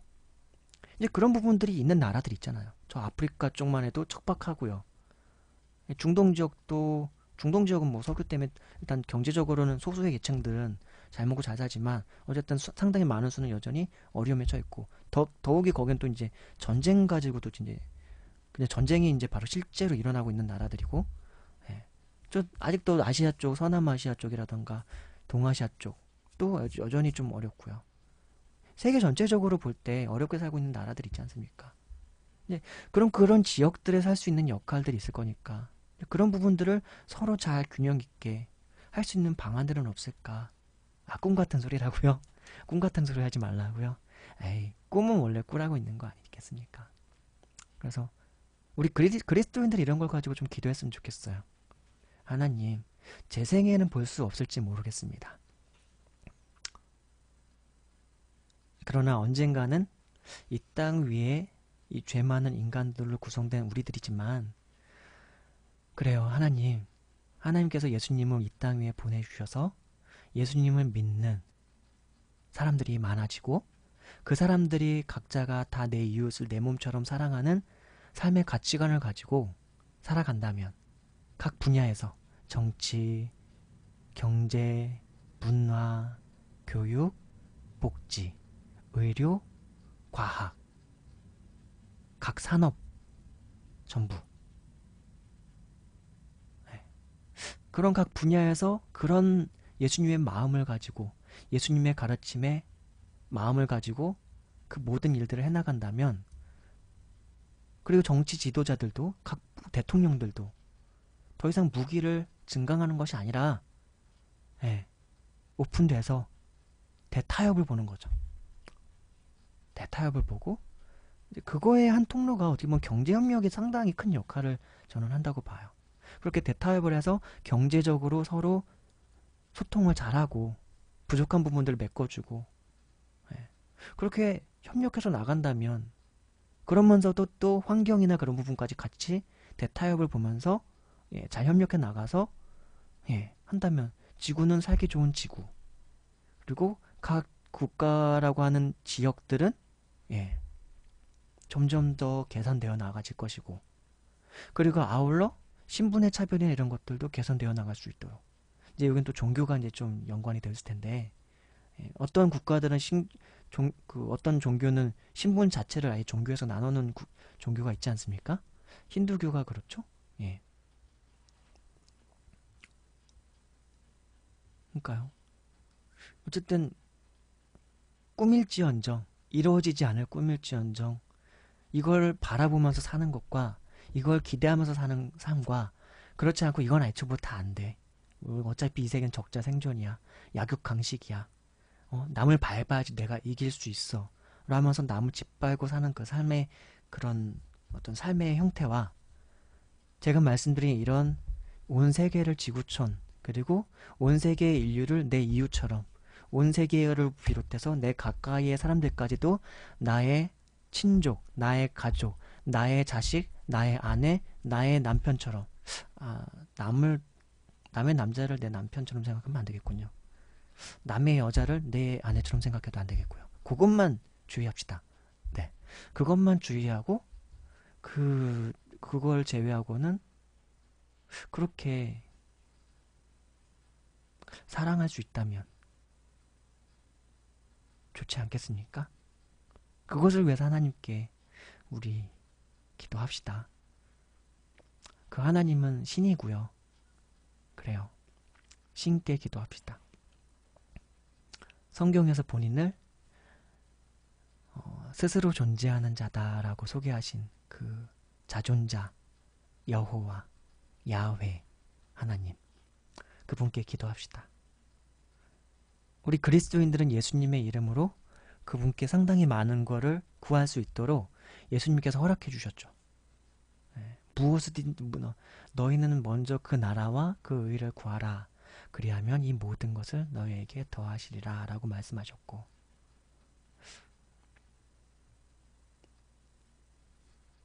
너희는 세상 끝까지 이르러 제자를 삼고 그 제자들에게 내가 너희에게 가르쳐 지키게 한 것을 가르쳐 지키게 하라라고 말씀하셨죠. 또 무엇이든지 하나님께 구하라라고 하셨죠. 둘 이상이 모인 곳에서 기도하는 것에 내가 함께하리라 라고 하셨죠. 그러므로요, 우리는 이렇게 선한 기도들을, 선한 바람들을 하나님께 구할 수 있습니다. 근데요, 너무 놀라운 건 이렇게 기도하면 뭔가 일어나기 시작한다는 거예요. 그리고 그 기도하는 마음으로 세상을 살아가는 거죠. 저는 이 국가라는 걸 생각하면서 이런 부분들을 좀 많이 생각을 했어요. 왜 피지배자인 국가가 있고 지배를 하는 국가가 있는가? 그리고 지배를 하는 국가는 왜 차별을 하는가? 이제 이 영화에서도 보면은 차별이 나오거든요. 일제 치하에서 조선인으로서 살아간다는 차별. 덕혜옹주 어마어마한 차별. 차별이 아니라 이분은 좀 양국에서 다 나중에 해방되지만 우리나라 정부로부터도 거절당하고 뭐 그런 게 있었죠. 단순히 나라를 잃는 서름, 그리고 나라를 빼앗긴 서름, 혹은 피지배를 당하는 서름, 혹은 내 민족이 아닌 다른 민족으로부터 받는 차별, 핍박, 박해, 이런 차원에서 생각할 게 아니라 저는 국가에 대해서 생각할 때, 독립에 대해서 생각할 때, 해방에 대해서 생각할 때 단순히 이런 차원에 머무르지 않았으면 좋겠어요. 우리가 평화를 논할 때 너와 나를 구분하지 않는 평화, 네 국가 내 국가를 따로 논하지 않는 같은 평화,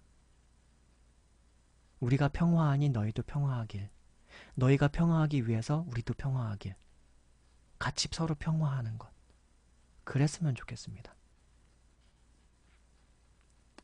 그랬으면 좋겠어요. 그리고 우리 그리스도인들이 기도해야 될 부분들 중에 하나는 바로 이런 부분이 아닐까 싶어요. 물론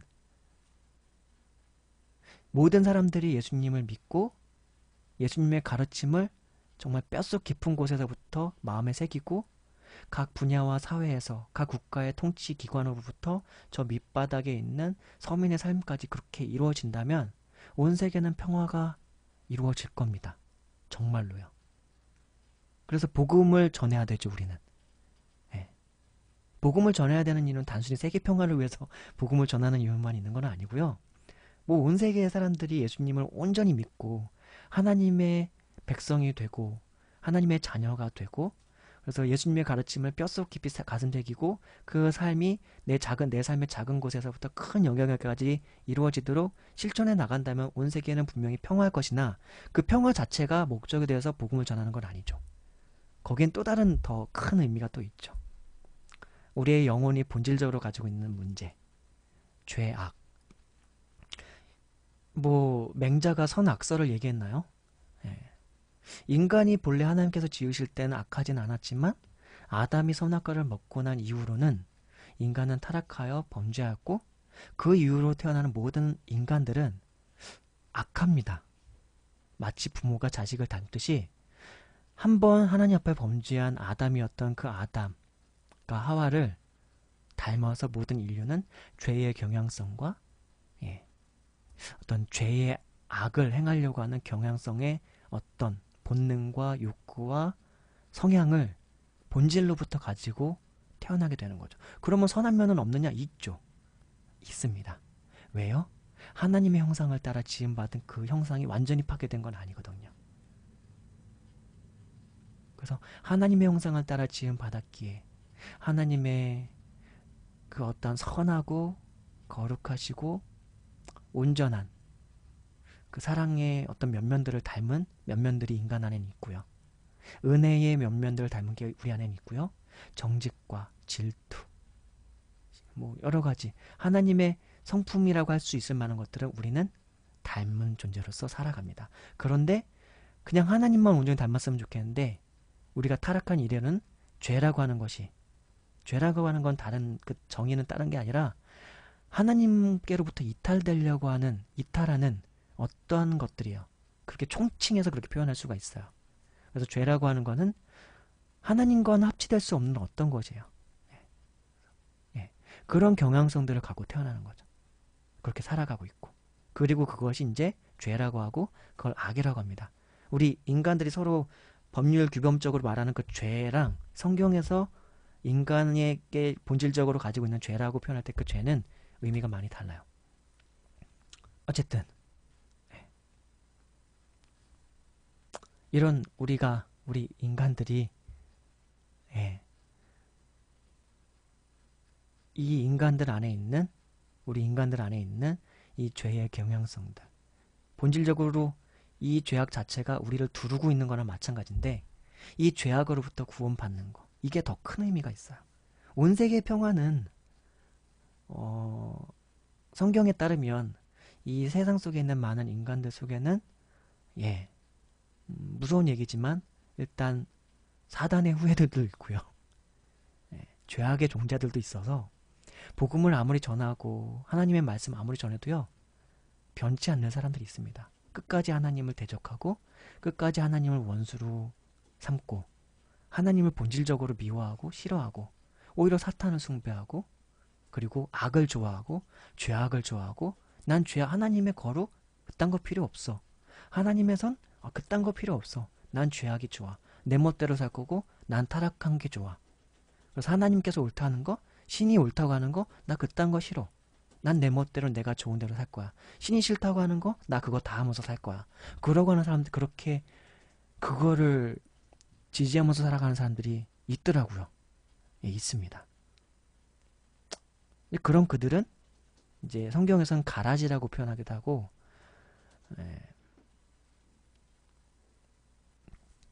그래서 하나님께서 나중에 심판 날에는 알곡과 가라지인가요? 이제 기억력이 좀 아쉽네요. 어쨌든 간에요. 저 심판 날에는 그 사단의 후예들과 또 영원전부터 이미 사랑하고 계시는 그 전지전능한 하나님이시기에 가능한 건데요. 시간을 초월해서 존재하시는 그 하나님. 시간을 초월해서 존재하시지만 시간의 현재 속에서도 존재하시는 이 하나님. 이 하나님이시기에 가능한 건데 하나님께서 영원전부터 사랑하시는 그 하나님의 백성들. 그들은 또 다 구원하실 겁니다. 그래서 우리는 그런 그들에게 복음을 전하는 거죠. 온 세계 사람들이 예수님의 말씀만 온전히 잘 듣고 마음에 새기고 내 이웃을 내 몸과 같이 사랑한다면 전 세계 평화는 벌써 오겠죠. 그렇죠? 그래서 우리는 기도해야 하고요. 그래서 복음 전해야 하고요. 그래서 내가 먼저 본보이는 삶을 살아야 하고요. 왜냐고요? 그리스도인이니까요. 본보이려고 일부러 막 우쭐거리면서 살라는 그런 의미가 아니라요. 그냥 우리는 자연스럽게 우리의 삶을 사는 거죠. 우리가 할 수 있는 선함들을 실행하며 선한 행위들을 실행하며 작은 선부터 큰 선까지 선한 행위의 어떤 크기와 크고 작음을 논할 수 있겠습니까마는 가까이의 이웃부터 멀리에 있는 이웃까지 모두 다 사랑할 수 있도록 그렇게 살아가야겠죠. 정치를 하고 있는 분들 중에 그리스도인이 있습니까? 그렇다면 예수님의 마음이 정치에 스며들 수 있는 정치를 하셔야 될 겁니다. 법을 만드는 자리에 계십니까? 예수님의 마음이 그 법의 곳곳에 숨결에 살아 숨쉬도록 법을 만드셔야 할 겁니다. 경영자의 자리에 있습니까? 그리스도인임에도 불구하고 그러면 그 직원들의 복지부터, 그리고 경영하고 있는 회사의 어떤 사업 목적이라든가 사업의 내용들이 많은 사람들에게 어떤 유익을 줄 수 있는 그런 방식으로 경영이 되고 상품이 생산되고 판매가 되어야 되겠죠. 그런 부분에 더욱 지혜를 내는 그런 그리스도인 경영자가 되어야 합니다. 이제 그리스도인 과학자이십니까? 그러면 이 세계의 물리의 법칙과 화학의 법칙이라든가 물질의 법칙이라든가 이 세계의 질서를 이루고 있는 자연 만물 속에 하나님께서 질서를 규율해 놓은 하나님의 질서를 탐구하고 연구하고 밝혀서 많은 사람들이 쉽게 이해할 수 있는 언어로, 과학적 언어로 잘 증명하고 밝히는 것에 열중하면 되지 않겠습니까? 그리고 과학이 단순히 진실이나 어떤 진리를 밝히는 어떤 학문적 연구에만 목적이 있는 것이 아니라 인간의 어떤 삶의 어떤 복리, 어떤 인간의 어떤 삶에 윤택한 어떤 기술적인 부분들까지도 다 과학을 통해서 이루어지는 거 아니겠습니까? 과학 기술이라는 말이 있으니까요. 그러면 이제 그런 부분들에 또 내 이웃과 내 가까이의 사람들이 더 편안하게, 편리하게 뭔가 기계나 기구나 인공지능까지도 다 포함해서요. 그런 걸 포함해서 그런 것들을 통해서 삶의 윤택함을 누릴 수 있도록 노력해야 되겠군. 뭐 그런 것들도 있겠고요. 이런 부분들은 이제 기술 연구자들이 어찌 보면 담당할 수 있는 그런 부분들일 텐데요. 복지 연구가들도 마찬가지고요. 대학 교수들도 마찬가지고, 학교의 교육을 담당하고 있는 초중고교의 교사들도 마찬가지죠. 이제 이런 것들이 하나님 나라의 신학입니다. 굳이 표현을 하자면 하나님 나라와 관련한 총체적인 신학이에요. 생활 속의 신학인 거죠. 모든 학문, 모든 보고 듣고 연구하는 생각할 수 있는 모든 것들이 신학이 되는 겁니다. 그 모든 삶의 영역까지 어떤 하나님의 거룩한, 예수님의 마음이 담겨진 거룩한 뜻들이 온 세계와 곳곳에 스며들도록 하는 것, 그리고 그것이 이루어지도록 하는 것, 그것을 위해 사는 것, 그리고 그 과정 중에서 행복을 누리는 것, 요게 이제 우리 그리스도인들의 삶에 행복이 있는 거겠죠. 그렇지 않습니까?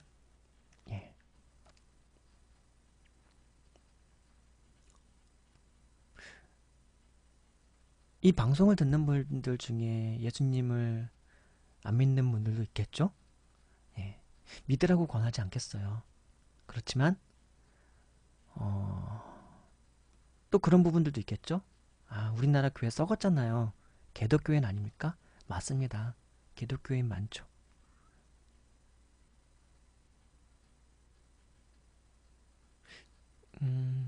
저는 굳이 권해드리고 싶다면 교회를 다니라고 권하기보다는 적어도 성경을 통해서 우리 인간에게 자신을 소개하고 계신 하나님에 대해서는 궁금해 하셨으면 좋겠어요. 그 신. 이 방송을 듣는 분들 중에 하나님을 모르는 분들 중에 본인의 인간 기원에 대해서 인간의 조상이 원숭이다를 지지하고 계신 건지, 이 우주와 이 인간의 시작이 어디로부터 비롯된 건지, 그리고 우리가 죽고 나면 어디로 가는지에 대해서는 한번 생각을 해보면 좋지 않을까 싶어요. 그래서 나는 왜 살지? 우리는 왜 살까요? 우리는 왜 존재하지? 그런 부분에 대해서 좀 생각하면 어떨까 싶어요. 너무 복잡한가요? 너무 피곤한 건가요? 인생 뭐 짧은데 뭐 그렇게 피곤한 거 생각하면서 사나 싶나요? 피곤하지 않아요. 이걸 생각하는 게 오히려 삶의 이유가 되고요. 이걸 생각해서 나의 존재가 어디로부터 비롯됐고 난 어디로 가고 있고 그리고 내가 되게 소중한 존재구나 라는 것도 알게 되고요. 우주보다도 크시고 이 우주의 모든 만유를 지으신 하나님께서 자신의 생명을 내어주시기까지 나를 정말 사랑하시는구나 하는 것도 알게 되고요. 그게 저 2000년 전에 예수님께서 십자가를 에서 자신의 생명을 내어주신 그 과거의 사건이 아니라 믿음을 통해서 예수님을 영접하면 그건 오늘의 나에게 현재적으로 이루어지고 있는 십자가 사건이 되는 거거든요. 그리고 그 십자가의 사건은 단순히 피의 희생인 것만 나타나는 게 아니라 그 피의 희생을 내어주기까지, 그렇게까지 자신이 생명을 다해서 우리를 사랑하시는 하나님의 사랑이라는 거. 그게 현재적으로 표현되고 있다는 거. 이제 그걸 알게 되는 거거든요. 아, 어떤 한 절대적인 존재가 나를 진짜 절대적인 사랑으로 나와 함께하고 있구나라는 걸 알게 되는 거예요. 그런 하나님께 나와 오시면 어떨까요? 교회 나가라고 말씀드리는 건 아니고요. 뭐 어떤 교회를 추천드려야 될지도 잘 모르겠어요, 솔직히. 우리나라 교회 어떤 목회자가 하나님의 복음을 잘 전할 수 있을지. 그럼 저한테 와서 배우라고 말할 수 있습니까? 그것도 안 돼요. 저도 뭔가를 가르쳐 드리기에는 많이 부족해요. 그러나 이렇게라도 그냥 내게 나타내신 하나님의 사랑을 조금이라도 전하는 거죠. 그렇지만 성경은 가능해요. 성경책은요, 가능합니다. 여러분들에게, 이 방송을 듣고 있는 여러분에게 복음을 들려줄 수 있어요. 성경책은. 그 성경 쪽엔 예수님이 있거든요. 그 예수님께서 성경책을 붙들고 예수님께 나아오는 당신에게 살아있는 말씀을 들려주실 겁니다. 전 그렇게 하나님 만났으니까요. 그래서 성경책을 읽으시길. 그래서 성경책을 읽다가 모르는 부분이 있으면 저한테 물어보시거나, 앞으로 이제 제가 방송을 하면서 뭐랄까 생각을 잘 정리하고 그걸 잘 전달하는 능력이 더 나아지면 나아질수록 저는 성경을 정말 잘 전달해 드리고 싶어요. 성경에 있는 복음의 내용들을 정말 잘 풀어서 설명해 드리고 싶어요. 그게 제가 평생토록 하고 싶은 일이고 평생토록 해야 하는 소명이라고 생각을 해요, 저는. 그래서 책도 앞으로도 계속 쓸 거지만, 예. 그래서 방송을 통해서 성경을 앞으로 더 설명하는 일이 있을 거예요. 그러면은 성경을 잘 이해하는 데 도움이 되겠죠. 그렇죠? 예. 그래서 방송을 통해서라도, 유튜브를 통해서라도 꼭, 예, 성경과 이 복음에 대해서 잘 전해드리고 싶네요. 그리고 그 내용들을 듣고서 그냥 믿으라는 얘기가 아니라 들으시고 생각해 보시라는 거죠. 이게 진짠가? 정말인가? 그걸 가지고 하나님 앞에 한번 나가보세요. 하나님께 기도해 보시고, 하나님 정말 당신 살아계십니까? 날 사랑하십니까? 진짜요? 에이, 어디 좀 한번 보여주실래요? 뭐 그렇게 하시면서 그렇게 한번 좀 기도해 보시죠. 그리고 왜 세상은 이 모양인가요? 물어보십시오, 하나님께. 다 물어보세요. 모든 것을 다 알려주시진 않을 텐데 그래도 상당 부분의 해답을 하나님께서 주실 것입니다. 성경을 통해서. 또 예수님을 믿으면 허락되는 선물이 있어요. 이제 성령인데, 거룩한 영. 그 영은 이제 뭐냐면요, 하나님의 영이기도 하고요, 예수님의 영이기도 하고, 진리의 영이기도 하고, 진리를 깨닫고 가르쳐 주시는 영이기도 해요. 우리를 위해서 또한 기도하시는 영이기도 하고요. 이게 하나님 자신의 영이거든요. 근데 그거를 또 우리 안에 허락해 주신다는 거예요. 예수님을 믿고 나의 죄를 뉘우치고 돌이켜서 하나님께 나아오면 말이죠. 그래서 하나님께 기도하면 그 성령께서 꽤 많은 부분 알려주시더라고요. 이 세상에 존재하는 많은 진리에 대해서, 진실한 이치들에 대해서, 여러 원리들이나 이치들에 대해서 많은 것들을 파악하고 이해하고 깨달을 수 있도록 하나님께서 그런 지혜를 주시던데요. 비록 제가 아직 말을 표현하는 능력이 많이 부족하고 그렇지만, 말재간도 부족하고 하지만 앞으로도 노력할 거고요. 그래서 하나님 품으로 돌아올 수 있는 그런 여러분들이 되었으면 좋겠고요. 믿는 분들은 더 하나님을 사랑하셨으면 좋겠고요. 제가 나누는 내용들이 예수님을 믿는 분들임에도 불구하고 생소하다 싶으면 그 생소한 내용을 가지고 한번 생각을 좀 많이 해보셨으면 좋겠고요. 뭐 저렇게까지 생각을 해?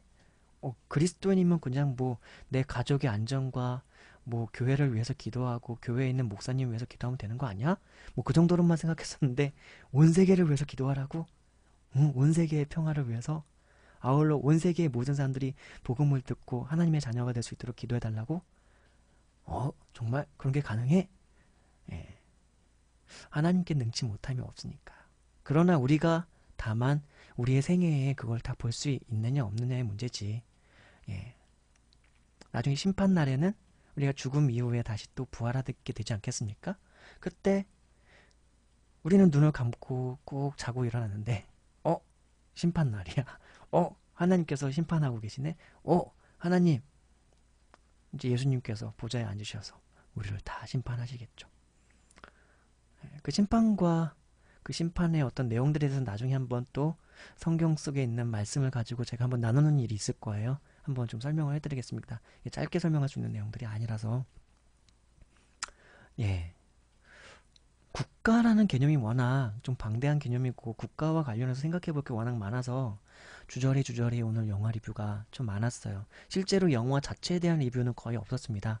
영화 내용에 대해서도 말할 게 그렇게 별 그렇게 큰 새로운 내용들은 그렇게 많지는 않았어요. 일제시대에 있을 법한 내용들, 일제시대의 왕족이라면 겪었을 법한 내용들을 영화는 보여주고 있습니다. 그러나, 예, 그걸 보면서 우리는 다시 한번 생각해 보게 되는 거죠. 일제시대라는 시대를 통해서 나라를 뺏긴다는 거, 예, 피지배를 받게 된다는 거, 민족의 차별을 받게 된다는 거, 인간으로서의 인간 이하의 대우를 받을 수 있게 되는 삶이 있다는 거.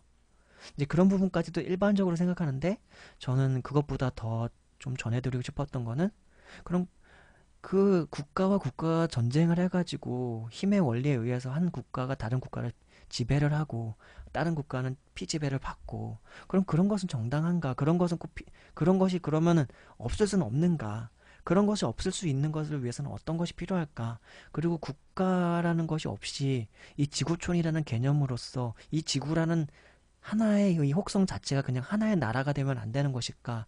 그래서 어차피 다 아담의 후손으로서 한 사람의 후손으로서 어쨌든 한 혈통인 것인데 한 민족인 것인데 사실은 그렇다고 한다면 그리고 그리스도 예수님의 보혈로 인해서 예수님을 믿는 사람들은 사실은 모두 다 한 형제이고 한 지체인 것인데 왜 서로 아웅다웅하고 기독교 국가들끼리 서로 힘의 논리를 말하고 서로 피 흘리고 죽이고 싸우는 그런 세계 전쟁이 일어났고 막 뭐 그런 것 막 그런 거 생각하면은 국가가 도대체 뭐길래 그리고 국가가 국민을 위한 적도 별로 없는 것 같은데 온 인류를 돌아봐도요.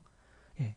그런 걸 돌아봤을 때 애국이라는 말을 도대체 그렇게 강조하면서 애국을 뭐 그렇게 애국을 하자고 하는 건지 그런 부분들도 너무나 의문스러운 거죠. 애국보다 차라리 예, 애민 혹은 애인 이웃을 사랑하고 사람을 사랑하고 주위의 사람들부터 가까이의 사람들부터 사랑하고 존중하고 배려하면 되는 거 아닌가. 모든 사기와 모든 사기들은 모든 범죄들은 보통 거의 다 이웃에게서 시작되는 거 아닙니까? 가까이의 이웃부터 멀리에 있는 이웃을 상대로 그렇게 사기 많이 안 치잖아요. 사기당하는 그 통계를 다 보면은 대부분 지인들이나 가까이 아는 사람들부터 사기당하고 뒤통수 맞죠. 가까이에서부터 시작하면 될 것 같고 뇌물 받는 것도 마찬가지고 뇌물을 주는 것도 마찬가지고 멀리 있는 사람이지만 타인이지만 어쨌든 내 사업 관계나 사업 가까이에 있는 영역 안에서부터 일어나는 거니까요. 이제 정치인들이나 어떤 법을 만드는 사람들이나 검사들이나 뭐 대통령이라던가 총리라던가 각부 장관들이야 어쨌든 법을 집행하고 법을 만들고 법을 실행하는 사람들이니까 단순히 가까이 이웃뿐만 아니라 어떤 공정함, 정직을 바탕으로 한 진실함을 바탕으로 한 거짓이 아닌 진실과 정직을 바탕으로 한 지혜로운 공정함이 필요하겠죠. 그렇죠?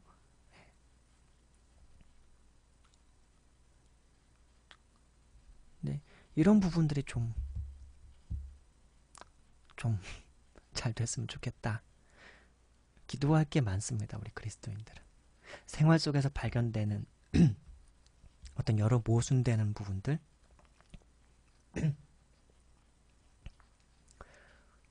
부조리한 모습들, 부도덕한 어떤 현상들, 비윤리적인 현상들, 불법한 일들, 혹은 폐괴한 일들, 폐역한 일들, 사회 전반에 만연한 구조적인 폐악들, 양극화가 계속 더 심해지고 있는 현상들, 가까이에서부터 시민의식을 가지고 권력을 가진 공무원들과 권력의 이제 봉사자들인 공무원들과 또한 권력을 가지고 있는 사회 고위층들을 감시할 수 있는 수단들을 다 동원해서 감시하는 것. 그래서 애초에 불법한 일들, 꿈도 못 꾸게. 불법한 일들을 행했다가는 그 대가는 반드시 똑똑하게 치른다는 거. 그걸 알려주는 것을 우리 시민들이 두 눈 부릅뜨고, 우리 그리스도인 시민들도 눈 부릅뜨고 해야 한다는 거. 그랬으면 좋겠습니다. 궁극에는 저는 지구라고 하는 한 나라가 되었으면 좋겠다 싶어요. 그렇다고 해서 그러면 지구라고 한 나라에 있으면 대통령은 누가 될 것이냐? 그런 거는 중요한 게 아니고요. 대통령 한 사람인 그런 지구촌의 나라는 아니고요. 이 대한민국이라는 나라 안에서도 지자체들이 있는데요. 그러니까 지구라고 한 나라 속에서 한 통치자로서 질서가 규율되는 게 아니라 각 지역마다, 각 나라마다 그 개성과 그 지역적 차별, 기업적 어떤 특성에 기반한 법들이 있을 것이고 질서가 있을 것이고 문화가 있었겠죠. 각기 달라야지 나중에 여행하는 재미도 있고 알아가는 재미도 있고 서로의 다름을 통해 가지고 서로 안에 있는 더 어떤 장점이라든가 아름다움을 발견할 수 있는 재미가 있는 거죠. 다름은 틀린 게 아니라 다름은 오히려 다르기 때문에 아름다울 수 있는 서로 간의 개성일 수 있다 라고 저는 그렇게 생각을 하는 거죠. 그렇습니다. 오늘 영화 리뷰가 말하다 보니까 꽤 길었는데요. 사실 더 원래는 막 위키백과 막 이걸 통해서 덕혜옹주에 대해서도 좀 알아보고 국가에 대해서 위키백과에서는 뭐라고 말하고 있는지도 한번 다 쭉 읽으면서 알아볼까 했는데요. 그걸 그렇게 막 읽고서 단순히 딱딱한 말로 뭐 생각하는 게 그렇게 큰 의미는 없는 것 같네요. 아까 그냥 쉬운 말로 우리가 쉬운 말인데 제가 횡설수설하고 발음이 안 좋고 뭐 그런 건 있었는데요. 이론적으로 한번 찾아보고 싶으신 분들은 위키백과라던가 국가에 대해서 국가라는 이름이 달린 제목에 달린 책들이 많이 시중에 나와 있어요. 그런 책들을 한번 보시면 어떤 사회학자라든가 철학자들이 국가를 어떻게 정의를 했고 국가가 어떤 것들을 했는지를 자기 나름대로 설명한 그런 책들이 뭐 있죠. 마키아벨리의 뭐 군주론 뭐 이런 책도 있고 유시민 씨의 국가는 무엇인가 뭐 그런 책도 있었던 것 같고 뭐 많이 있습니다. 근데 그 책들이 다 좋다라고 말하기는 어려운 것 같아요. 중요한 건 책을 읽는 것의 목적은 저는 그 책을 쓴 저자의 말을 그냥 스폰지처럼 막 흡수하고 그런 게 중요한 게 아니라 그 책을 읽으면서 저자가 말하고 있는 것에 따라서 일단은 어떤 객관적인 지식들도 한번은 생각을 해보고 이해는 하고 그것과 아울러서 그 개념에 대해서 나의 생각을 정리하는 것에 책을 활용한다. 나만의 정의 혹은 보편적으로 정의될 수 있는 것들을 이 책의 저자는 이렇게 얘기했고 저 책의 저자는 이 개념을 이렇게 얘기했는데 저 책의 저자는 이렇게 얘기했어. 그럼 그 세 개가 있고 네 개가 있고 다섯 개가 있는 그 개념들에 대한 정의를 가지고 좀 총합적으로 그럼 나는 어떻게 이런 부분들을 생각할 수 있을 것인가 라고는 어떤 사고의 체계에 어떤 명민함을 좀 갖기 위해서요. 사고를 좀 더 통합적으로 하기 위해서 그리고 어떤 개념들을 좀 더 두루두루 종합적으로 이해하고 알기 위해서 책을 활용하셨으면 좋겠습니다.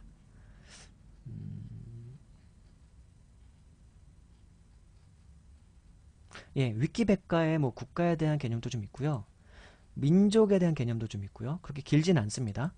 그리고 대한제국에 대해서도 좀 알아보려고 했는데요. 요건 잠깐만 말씀드릴게요.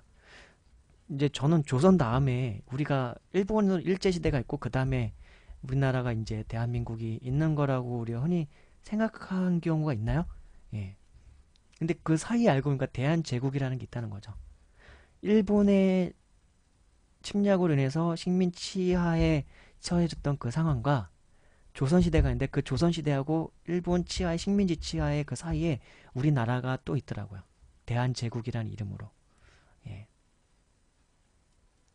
그 대한제국이 그래서 언제부터 언제까지 있었냐면요. 예. 대한제국은 1897년 광무 원년 10월 12일부터 1910년 8월 29일까지 1897년부터 1910년까지요. 그러면 13년간이었네요. 13년 동안 한반도와 그 부속 도서를 통치하였던 전제군주제 국가이다. 전제군주제라는 건 약간 황제나 왕이라고 하는 단 한 명의 왕권과 통치권을 가진 국가라고 하는 거죠. 대한제국의 공식 약칭은 대한이다. 한국의 한국, 한말이라는 표현을 쓰기도 한다. 예. 뭐 광무개혁 등 근대화를 추진했으나 1910년 일본 제국에 의하여 멸망하였다.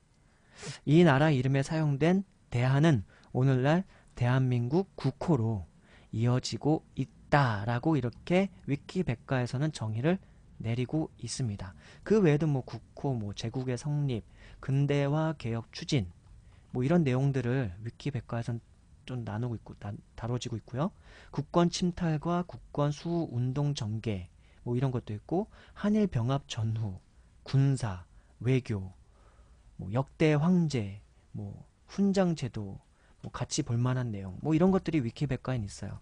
뭐 모르는 거 있으면 위키백과를 통해서 좀 살펴보는 것도 뭐 상식에 있어서 좀 좋을 것 같습니다.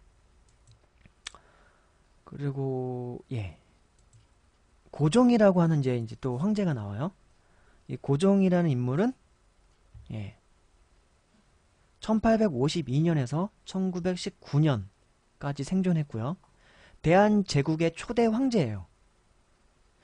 대한제국의 초대 황제이자 아울러 조선의 제26대 마지막 왕이에요. 그러니까 조선의 왕이 26대였다는 거 알죠? 26명, 26명이었다는 걸 알 수 있는 거죠. 조선의 26대의 마지막 왕이다. 1863에서 1897년까지 조선의 마지막 왕이 된 거고, 생존한 건 1919년까지 생존했다. 그래서 초명은 뭐 제황, 아명은 뭐 아명이 뭔지 모르겠는데 아명은 명보, 초자는 명부, 본관은 전주, 자는 성님, 호는 주연, 정식 시호. 이 시호라는 말의 뜻은 뭐냐면요. 시호, 시호, 시호. 내가 아까 찾아놨었는데 어디 갔을까요?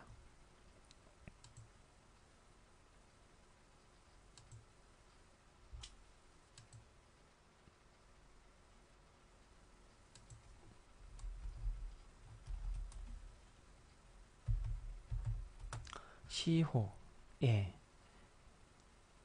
왕이나 사대부들이 죽은 뒤에 그 공덕을 찬양하여 추종하는 호. 뭐 그런 거라고 하네요. 시호는 시호가 되게 길어요. 대한제국 고종의 정식 시호는 고종, 통천, 융, 운, 조, 극, 돈, 윤, 정성, 광해, 명공, 대덕, 요, 준, 순, 휘, 우, 모, 탕, 경, 응, 명, 입, 기, 지, 화, 신, 열, 외, 훈, 홍, 억, 계, 기, 선, 역, 건, 행, 곤, 정, 영, 의, 홍, 휴, 수, 강, 문, 헌, 무, 장, 인, 익, 정효태 황제. 와, 예, 이게 정식 시호라고 합니다. 연호는 건양, 광무 뭐 그런 게 있네요. 그래서 고종이 인물이 이랬고요. 이완용이라는 인물도 원래는 알아보려고 했어요. 이것도 위키백과 한번 보십시오. 되게 길게 나와 있습니다. 뭐 이완용은 1858년에서 1926년까지는 살았고, 뭐 대한제국의 외교관이었는데 정치가이자 매국노이자 친일파이다. 뭐 이렇게 정의가 쭉 나와 있고요. 뭐 일제에 적극 협력한 대가로 조선 귀족 백작 자기를 받았고 1919년에는 후작에 올랐다. 을사오적, 정미, 칠적, 경술, 국적 가운데 한 사람이다. 조선 총독부 중추원 부의장, 조선사 편수회 고문 등을 지냈다. 본관은 우봉이며 자는 경덕, 호는 일당이다.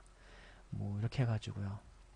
더 많이 있어요. 뭐 되게 출생과 가계 배경, 뭐 양자 입양, 성장기와 학업, 청년기, 1890년대 활동, 뭐 갑오 경장과 개화파 내각에 참여했었고, 뭐 일미사병과 아관파천 뭐 내용도 있고, 독립협회와 만민공동회 참여도 있고, 러시아와의 갈등과 좌절, 뭐 그리고 이호준의 죽음 뭐 그런 내용도 다루고 있고요.